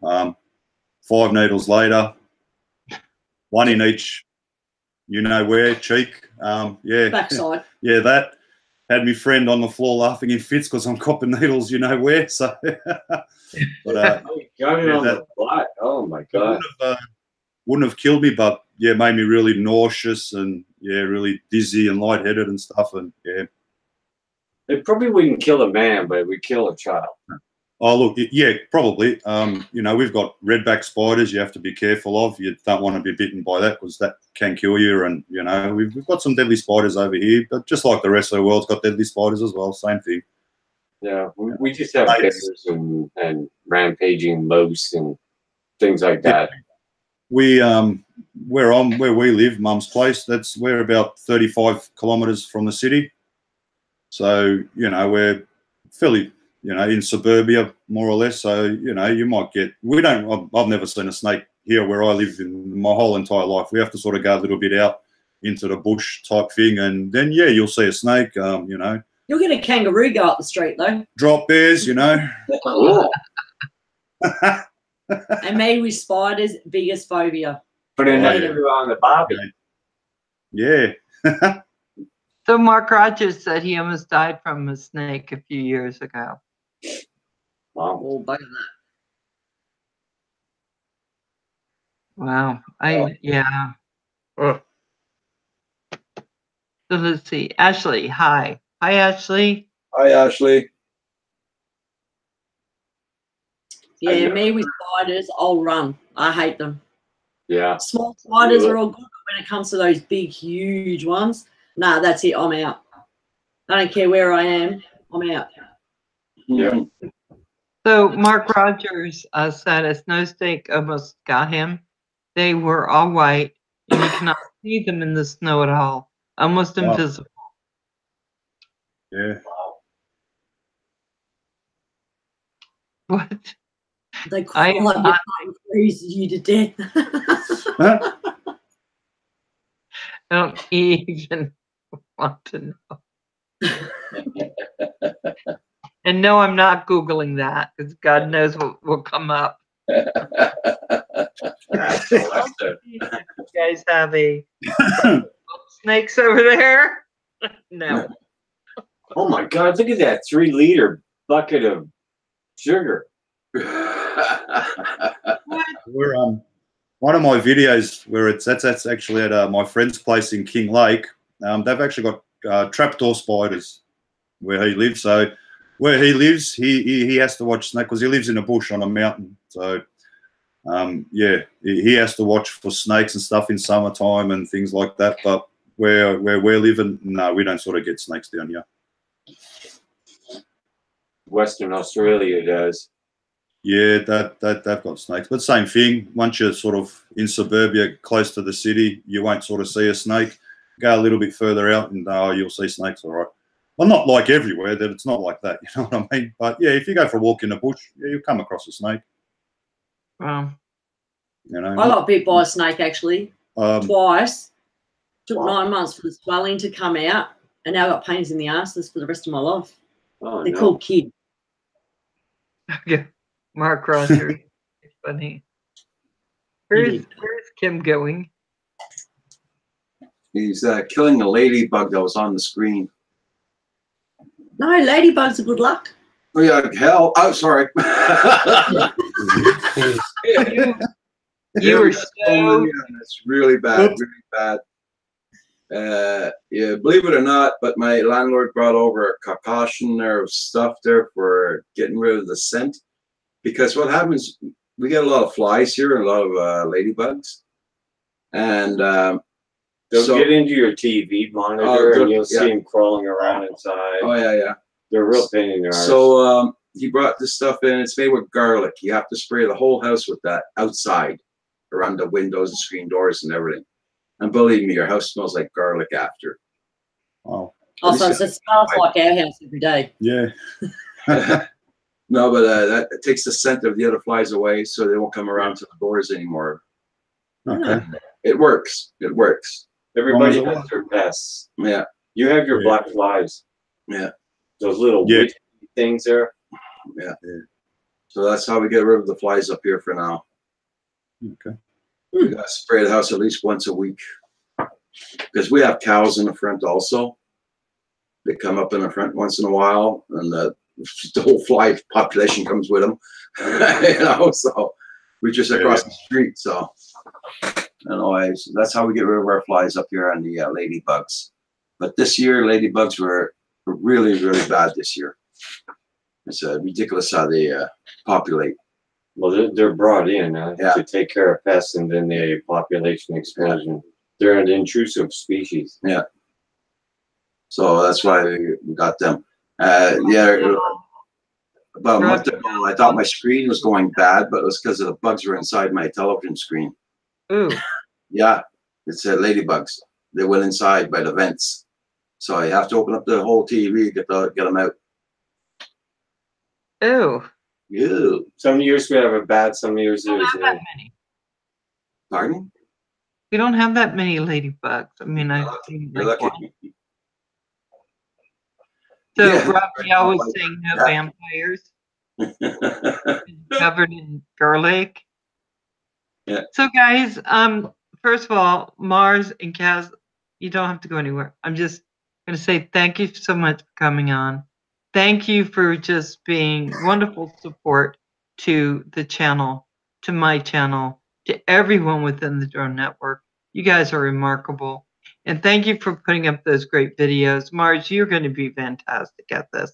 I can't wait to see, you know, a year from now, what that's going to all look like. I think it's going to be fabulous. That makes two of them. Yeah. And Roger and Kim, thanks for letting me on to do this interview. I just needed to get to know them better, and I so appreciate you being so open to letting us do this on a Saturday, because the day they had. But as you guys know, my grandson's here, and I need to go spend just a little bit of time with him because I love him and I missed him because I haven't seen him in a couple weeks. So I'll leave you guys on. You guys have a great time, but I'm going to go ahead and it's been 2 hours. I picked your brains. Thank you. But I'm going to go ahead and go out and leave you in the wonderful hands of Roger and Kim. Is that okay, guys? Yeah, Yes, sure. we love you, Val. Love you, Val. Thank you very much. To your grandson. Bye. Bye. Bye, Val. Bye. So, Slide Dad. Slide Dad. Okay, well, we have had mosquitoes here in Louisiana. Boys, slap them. They'll slap you right back. Yeah. We don't get that many mosquitoes here. It's been pretty good. We used to get a lot, but now it's calmed down. Bob Biker says they were ladybugs, but Japanese beetles. Oh, okay. Damn. Yeah, Hey, Bob. it's a concoction they made me make. It's made with garlic. It's made with dish soap and vegetable oil. I gotta let it settle for 48 hours. Then I add more water to it. Then I spray the house with it. Works okay. Keeps them away. I don't know. Not sure.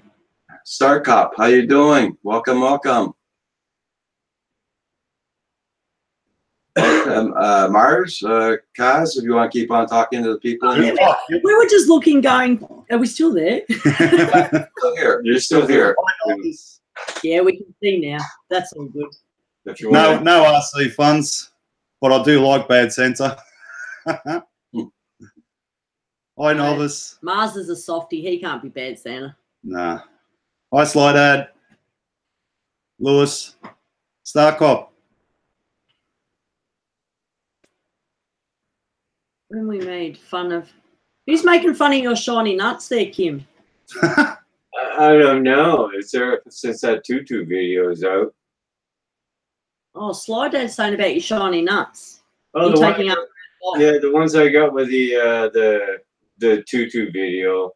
When Drone Pool sent the tutu to me, he gave me a new pair of racing nuts. Mr. Winky wants to know if we won the lottery. I didn't go to the store yet to check the numbers yet. It was doing about 100 Fahrenheit here today, and no way I was getting in my truck.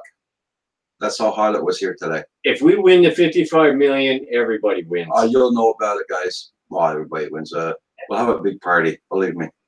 55 million. You don't need to tell us where you're going.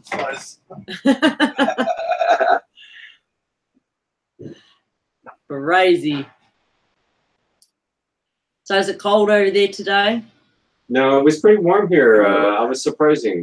We hit probably the 80s or 90s. Yeah, 30 plus Celsius. The wind was really low. It's how, and then after that it starts to get cold, and then the leaves change, and then you're into that whiter winter and stuff. But the seasons are starting to change and stuff. Yeah. Marz, could you put a link to your channel? I'll tell him when he comes back in, Joe Ray. Raphael, I'm often at my PM stream.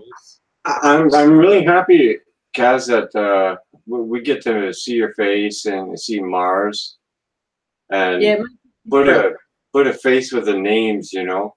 Yeah, exactly. It's like the other day we were talking to Spike and he kept calling me Blondie. I said, I'm not blonde. Just because what you see in a video, that's not me now. It's different.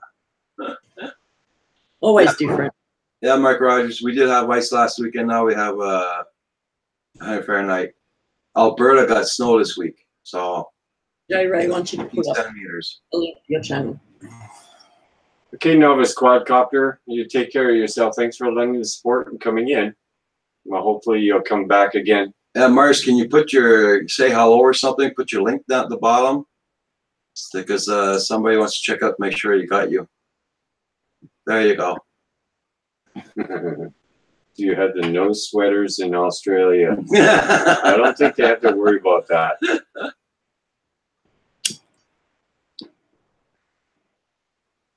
No, we don't have no sweaters. Not woolen ones anyway. You drone, how you doing? How you doing, your drone?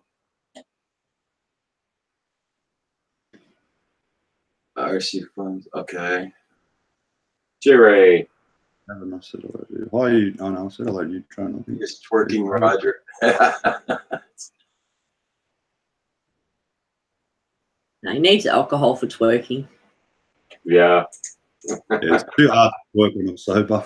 A little bit of Vegemite and I'm all ready to go.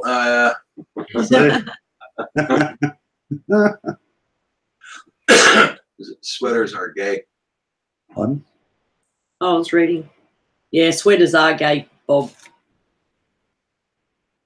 I'm going to buy Marz a nice Christmas one, though, for YouTube. Oh, great. Yeah, you would too. Well, I'll tell you, when it starts getting 40 to 52 below zero here, you'll wear a sweater. No, stuff that. I don't think we'd handle it very well. We're not used to those freezing conditions. Gets cold, but yeah, not that Put cold. it this way, at minus 40, you can snap these props like nothing. Yeah, They'll just snap, just like spaghetti sticks. We can go to the mountains here in Australia, and probably about 3-hour drive from where we are, and you know, they've got top resorts and stuff like that at Mount Buller and what's the other one, Mount Perisher and things like that. Like, they're awesome snow resorts. So, you know. Yeah, at least you get to be able to feel what it's like. But I've actually never been to the snow like that. So yeah, I don't even know. It's nice if you have the means of having fun in it, like say a snow machine, horseback riding, parasailing on skis, skiing. Yeah, I'd be straight on a snowboard. That's what I want to do. Snowboarding or snowboard. You know. Yeah, I love snowboarding, Kim. If you're active, it's good. Yeah, me and Kaz will go, you know, to the snow one day, and you know, it's just you can't just pick up and go to the snow. It's not sort of that easy. You got to buy all your or hire your equipment, you know. So yeah, you know, you got to buy the proper jackets. You can't use what I would wear down here in the cold. You can't it's got to be waterproof, and they've got to buy goggles and snow boots, and hire out maybe snow, but it's not cheap. So it costs a fair bit just to go to the snow. So one day. There you go, Spike. It costs a fair bit just to show the driveway. And Mark, us Australians do have a barbecue on Christmas Day, but Marz and I tend not to. We actually always go away for our Christmas Day. We stay at this wonderful place we go to, and there's actually a pub that's like not even a 2-minute walk on the same property. And we go over there, get drunk as hell, meet all new people, and we actually have lunch there. Wow. And then we go on the water slides. Yeah. On the same park. Yeah, well, it's all in the same venue. So I'm really looking forward to Christmas because I'm going to put the Phantom up and just get some awesome footage. There's some really nice footage I can get there. So, yeah. Great. And you got gold mines and stuff that sort of I can get footage of from where we actually are located. So, yeah, it's going to be pretty good. I'm really looking forward to stuff like that. Great. Yeah, we call a sweater. What you call a sweatshirt, we call a sweater, I think, Bob. Just in Canada, yeah. Marz, do you see bearded dragons in the wild? Well, we actually, or I did. I actually used to have bearded dragons myself. I used to have them in tanks. Also, I had a big goanna. So yeah, we don't only see them in the wild. You'd see them at my house. Yeah, Some people, of course, lizards as well, right? Yeah, people keep like my lifetime friend, motor mechanic, which I won't go to see anyone else. He's the only one I'll go and see. Top bloke, Greek guy. His name's George, and yeah, he used to have a carpet python. It started off about that big and grew to, geez, probably 6 foot long. Yeah, in his garage in a tank, and yeah, I reckon that was awesome. I actually got photos of his snake, so but he hasn't got it no more. It passed away. But yeah, I mean, I was into cichlids. I love my aquariums and stuff. You know, the little fish, the African cichlids, and that, all the colourful ones. Okay. So yeah, I've actually bred red cheeks, electric yellows, convicts, princess brocardis I've bred. So I was right into my aquariums and fish. Yeah. Bob Biker has beardies. Yeah. Bearded dragons, yeah. I like Bob's. They're awesome. I like koi fish as well. The Chinese ones, Japanese, whichever they are. You know, the ones you have outside in a pond, and you sort of see them in Chinese gardens and that. The koi fish, I think they're like a white, orangey, and a lot of people get them tattooed on their arms and stuff. So I like koi fish. Okay. Hi, Spike. How you doing, my friend? Nice to see you here. Brother Spike. Marz, what kind of quad do you fly? Marz, J Ray wants to know what kind of quad you fly. Phantom 4 Pro V2. Also Phantom 4 F450. I will be getting into the dark side next year. There's my quad frame. Tello. And that's the little drone I got from Merch, which I'm going to send next week to CNY for the kids, because it's, you know, it's a little bit sort of too small for me and that. But I really appreciate Merch sending that out to me and winning and all the rest of it. So thanks so much, Merch. We'll donate it back to the community now. Yeah, we'll give it back to the community. You know, kids will use it more than I will, put it that way. So yeah. Thanks, Spike.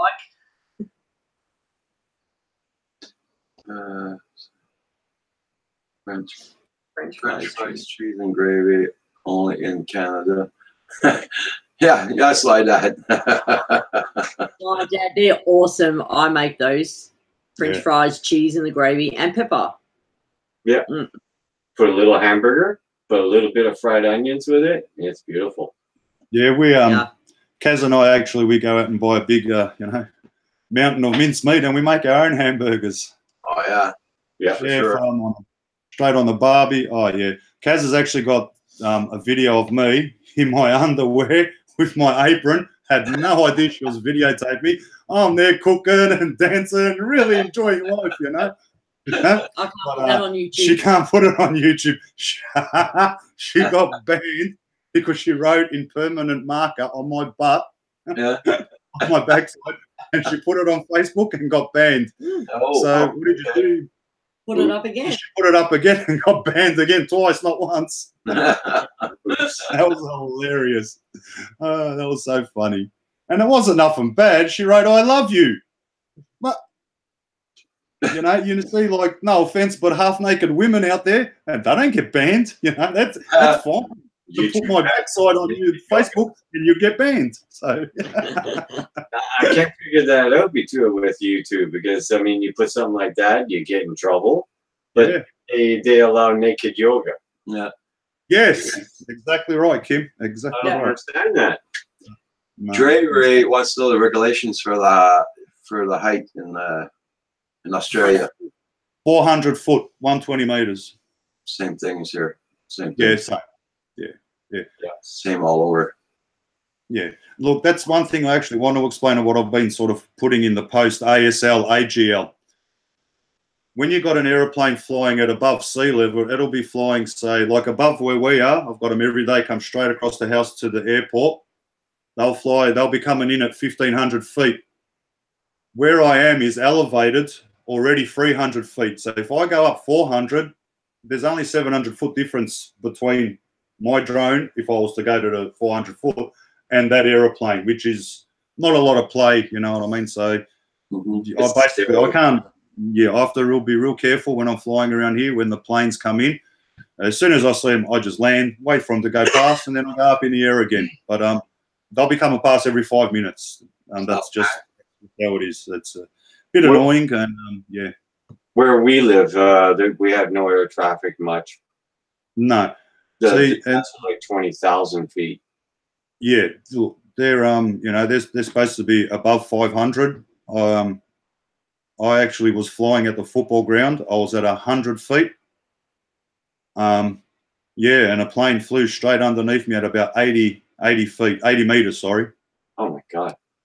Yeah, and I thought, well, what do I do? Because I was at 100 meters, and I've only got 20 meters to play with. Otherwise, the Phantom will stop because it's regulated to 120. See you, Spike. See you, Spike. So what I did is I just pulled hard to the left, and I didn't bother going down. I just kept on going up because he was below me. So if he, you know, decides to pull up and I'm coming down, well, basically head-on collision there, and that's not what I want. But I was not happy with that pilot because he should not have been that low. That's actually illegal for him to fly that low. We do get helicopters and stuff. They're allowed to fly, you know, basically from the ground to wherever they want to, which is fine. That's emergency helicopters and stuff, not like a recreational helicopter flyer. He'd have to stick to a certain level, and same as aeroplanes, whether they're small ones, big ones higher up, smaller ones, they're allowed to fly a little bit lower. And that's a problem like here in Australia. Yes, please.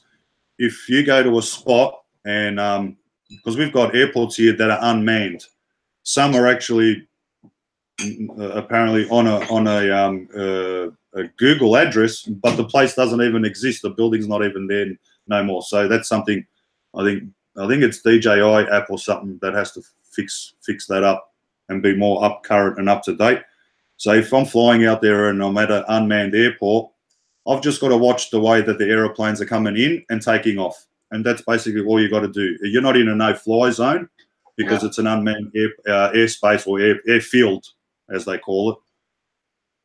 But yeah, if you're near an airport, 5.5 kilometers away, anything below that, you're in no-fly zone. Okay. Well, our nearest airport is 15 kilometers. Yeah. Okay. So we don't have any problems. Chris Sullivan, he says, hope everyone's okay during the Florence. The wind just kicked up in Charlotte. My stream is fixed. Okay. Why I Spike by Mike Rogers.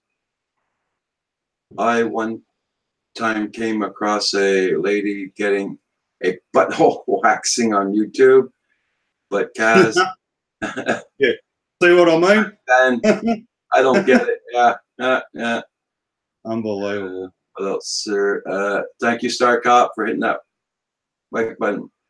Slide Dad says, Mark, look up Brazilian waxing. Okay, Slide Dad.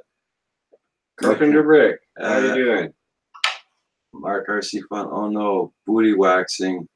Ain't nobody waiting to see that. Especially I need who needs a wax.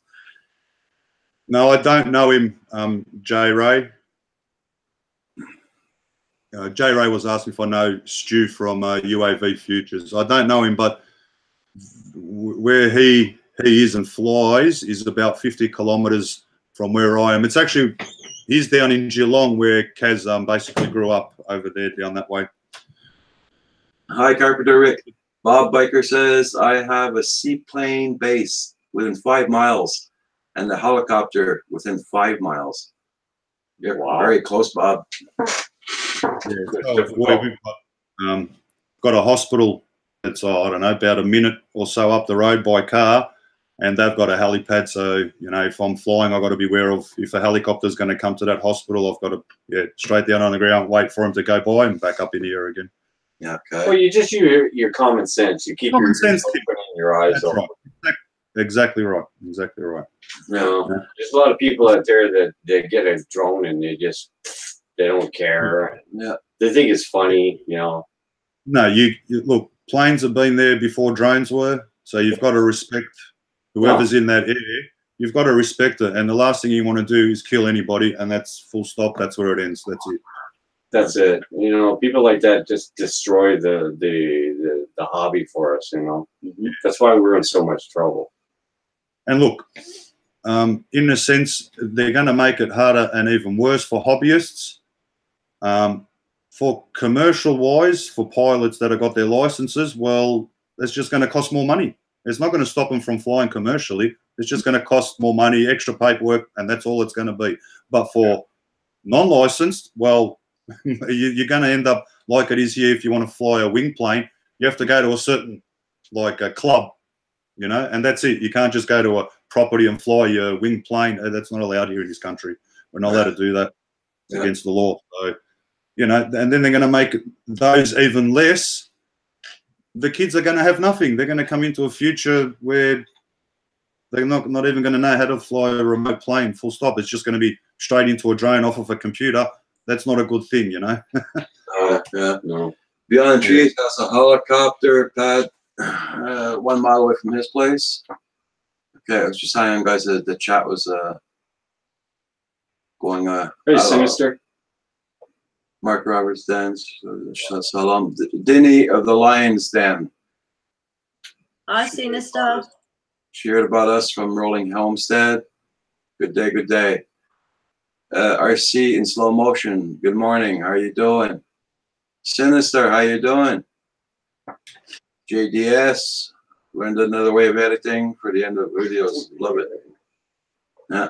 Bob Biker says the seaplane base has a geofence that can be activated by DJI when they fly the seaplane. I didn't know that. Huh. Yeah, just stick up geofences, you know. If you don't want them flying over a prison or something, have some kind of geofence around the prison that'll just kill your drone. Correct. Yeah. You know, they have the technology. Do the same thing with airports. Put, you know, you got that damn fence that goes around the perimeter. Put geofencing around it. So, you know, if you get, say, 500 meters from the fence, your drone falls. JDS, don't post any links, please, because YouTube's been taking away my likes for the past 2 days. And I'm sure it's because we're posting in links. Yeah. So please do not post any links. I know you didn't know about it, but I'm telling you now. There must be some new algorithm thing going on because Rogers lost 60 I lost likes. 63 likes on one night and 30 something likes on the other night. So please don't post any links. I didn't post any today, and I kept my numbers. I know it sucks, guys, but there's something's going on with YouTube, and Roger's been beaten to death by this. Yeah, that's why I'm going to check it out with the getting monetized. Yeah. It doesn't kill it, it just hits the wall. Won't go any further up or out. Okay, Biker. Bob Biker, yeah.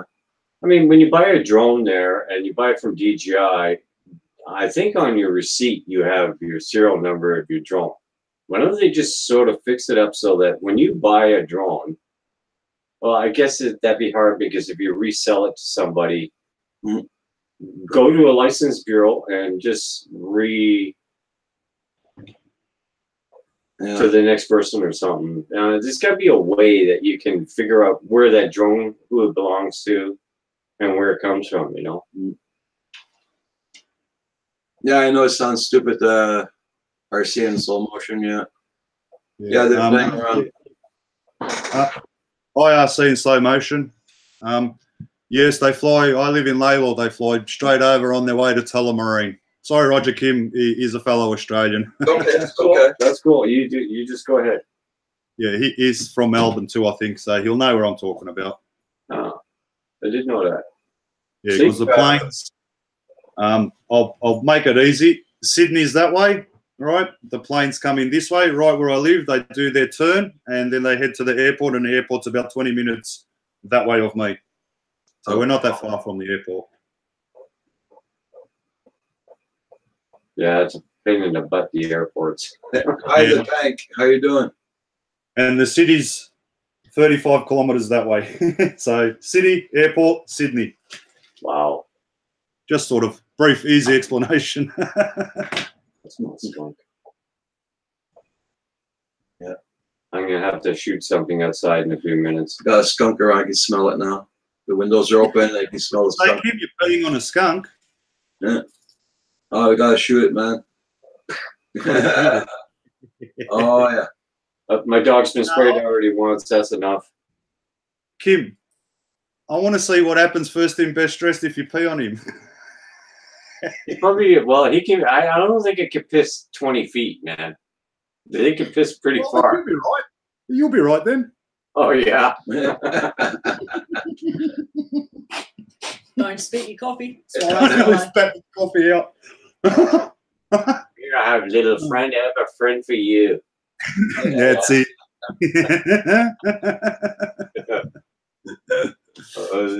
They're pretty accurate. I mean, that little pisser they have there, they can do like 20 feet with it. Yeah, I've watched Turtle Man. I've seen what he gets.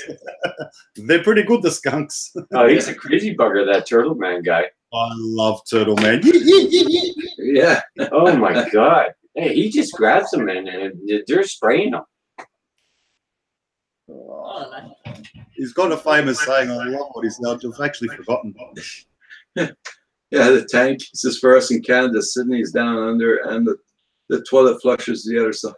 Yeah, that's a question we have for you. That's When you right. flush the toilet, does it turn counterclockwise or the other way? Clockwise. It does. Well, look, the toilets used to go clockwise. Now the water just goes straight down. It doesn't actually circulate. But yes, the water would come out clockwise. Oh, okay. I'm just Yeah. curious. 20 feet. Bob says they squirt 20 feet. Dang, if you can squirt 20 feet, man, you're good. Yeah. I like that message. No, I can't pee 20 feet. Yeah. Maybe in lower gravity. Maybe 5? 5, yeah, but not 20. Chris, if you could pee I'm 20 good. feet, But I'm not that good. you're gonna blow a gasket or something. Oh, yeah. My next door neighbor put some traps up. They call them life traps. They put them up on the lawn here. So Yeah, I'm trying to catch a little bugger.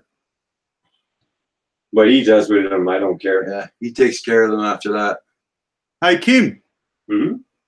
I heard the mouse farted. You heard the mouse farted. The mouse farted. You guys keep talking about a mouse. I don't see no mouse around here. Thanks, JDS. I so loved that when he started that mouse thing. God, that was hilarious. That was so funny. You guys keep getting me to look. Shake your eyebrows. Yeah, but we got Kim to look at the end. Yeah. You did. Do it, Bob. Skunk will stomp his feet, then fake the charge, Then spin and squirt. Yeah. then squirt. Yeah. Oh, they're nasty. Oh my God. You never smelled a skunk before, have you? It's the worst smelling thing you can imagine. It'll actually suck the air out of your lungs. Yeah, last time we had to wash the dog in peroxide And eggs. eggs. Wow. Tomato juice thing there doesn't work. No, That it doesn't just work. changes her skin color Yeah, and her hair. yeah, that's a myth. That's a mistake. And you bitch about Vegemite. Oh my God. Skunks are terrible. You used to be able to squirt 15 feet. What happened, Sly Dad?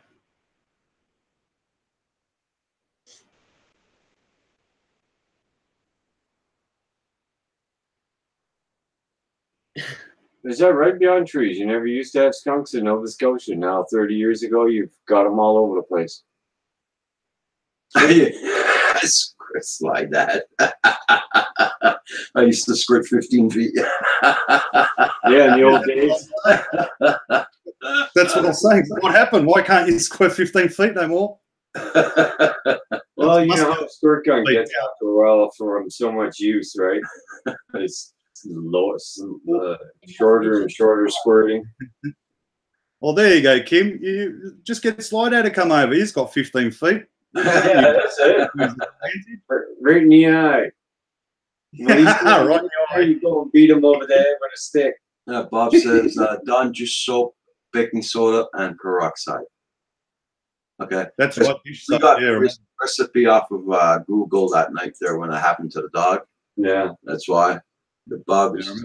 It was terrible sticking her in a tub and opening up about 6 cans of tomato sauce or tomato soup and just covering her in tomato soup. It didn't do no good other than change her fur red. Yeah. And made a mess. And we went through like 2 months of the smell in the house. And every time somebody would come in and say, "Oh my God, it smells like hell in here." Slide that. I'm so going to try that if I ever get to the snow. P in your name. That's right. Writing your name in the snow. Yeah, yeah. And not with your finger either.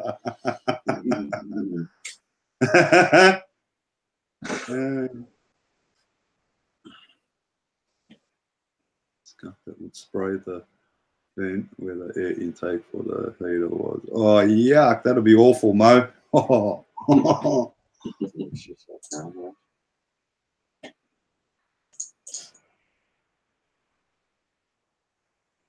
Just putting hair on the dog and then it'll grow back. Oh, yeah, you use Nair, don't you, Kim? For I don't know. You tell us. now, Yeah, you were explaining Nair to us, weren't you? no, I don't use that stuff. Of course not. Hey, I can tell you now, it is actually good stuff, yeah? No word of a lie. It's good for waxing. It actually is, yeah. Yeah. Oh, I wouldn't know. Yeah. No, I do know. Yeah, Bob, I know I don't wax, Bob. Yeah. but I know of people that wax, and yeah, Nair's pretty good. Yeah.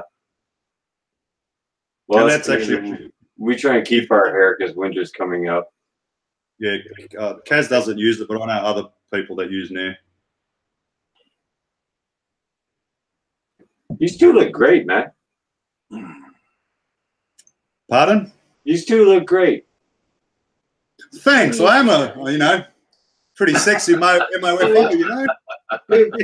Pretty young looking people. You know, You two look great. Guys got beautiful blue eyes. You look great. Okay, Mark. It's awesome seeing you guys. I mean, I love putting a face to the names, That's Same why. here.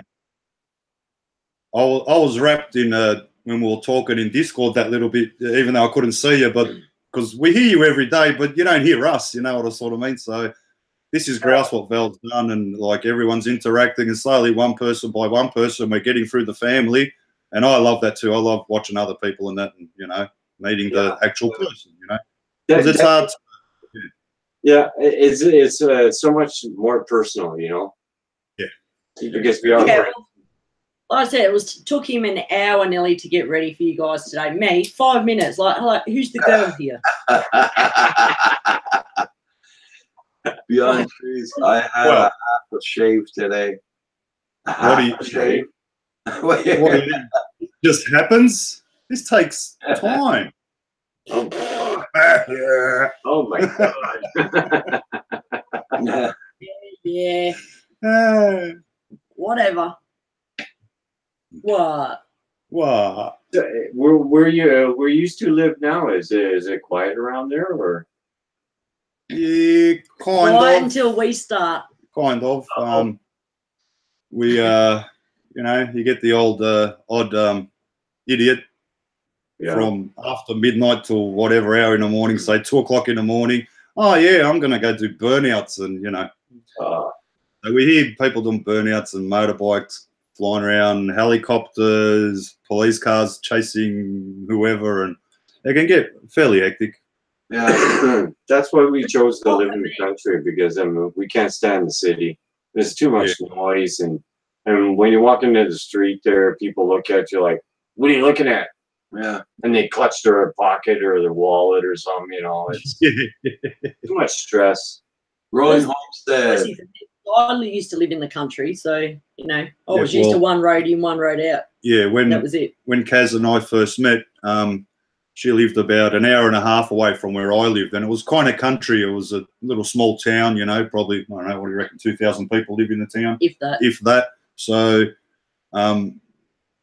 yeah, it was just, put it this way, Ace didn't know what pedestrians were, what cars were, because there's not many cars. Street lights. Yeah, street lights he didn't know. So the first time we took him in the ute, he was like, "Oh my God, what is this?" Like, he had no idea what cars were, people, and so yeah. And it was nice up there. I actually said to Kaz, I actually wish it was still there, because out there I had a park across the road from me. Mate, I could have flown wherever I wanted right around. I had heaps of space, put it that way, heaps, and no neighbours right beside me. My neighbour is probably, 3 meters in between the houses, so yeah, bit of a difference. Yeah, but that's suburbia. That's just how it is. That's where I was born, bred, and raised here, and you're just used to it. Obviously, I was born and raised in the city, so but I love going out to the country. Yeah, we love it here. I mean, we could leave our doors open, like unlocked, and we can go to the big city and come back a couple hours later, and we have no worries about somebody breaking in. And yeah, that's right. Yeah, just you can live. shut our the doors inside, because here the raccoons can go right through the screens. So close the indoors, the doors inside. That's it. Well, all the windows are all open and everything, so there's no problem. Rolling in Homestead, I hope you're all okay. Thank you for sending some people our way. Here, if it's different living in the country, and it's different living in suburbia. Suburbia, you got nothing to worry about. In the country, you got to make sure your grass is low because of snakes. Bushfire. You got to keep your gutters clean, and it's a bit different living in the. There's a lot more involved. Put it this way. Yeah. It's just different, Yeah, and we have a massive area here. I mean, it's just absolutely huge. Dude, it's all private property, so we can fly anywhere we want. And exactly. Whatever. The only thing it costs us $450 to get our yard clean from the snow. Yeah. Okay. That's the extra expense that we have. Well, I mean, there's no way at my age am I going to be shoveling that damn driveway out there. I'll be dead before I get to the other end of it. Yeah. So. Oh, they're trying to get to one end, the other end's full again. Yeah, exactly right. That's Canada for you. You could shovel 3 feet of snow, and a couple hours later, the 3 feet's back. Build up again, Oh, beyond trees. My neighbors knows everyone knows. Yeah, the same here. Everybody's got a gun and maybe 15 guns. Yeah. So if somebody spots somebody like, what the heck is this guy doing? They're watched. What's the worst snow? The worst snow we ever had here. I just turned 15 years old. We had a major snowstorm. We had to go to the Dépanneur, get some beer and some cigarettes.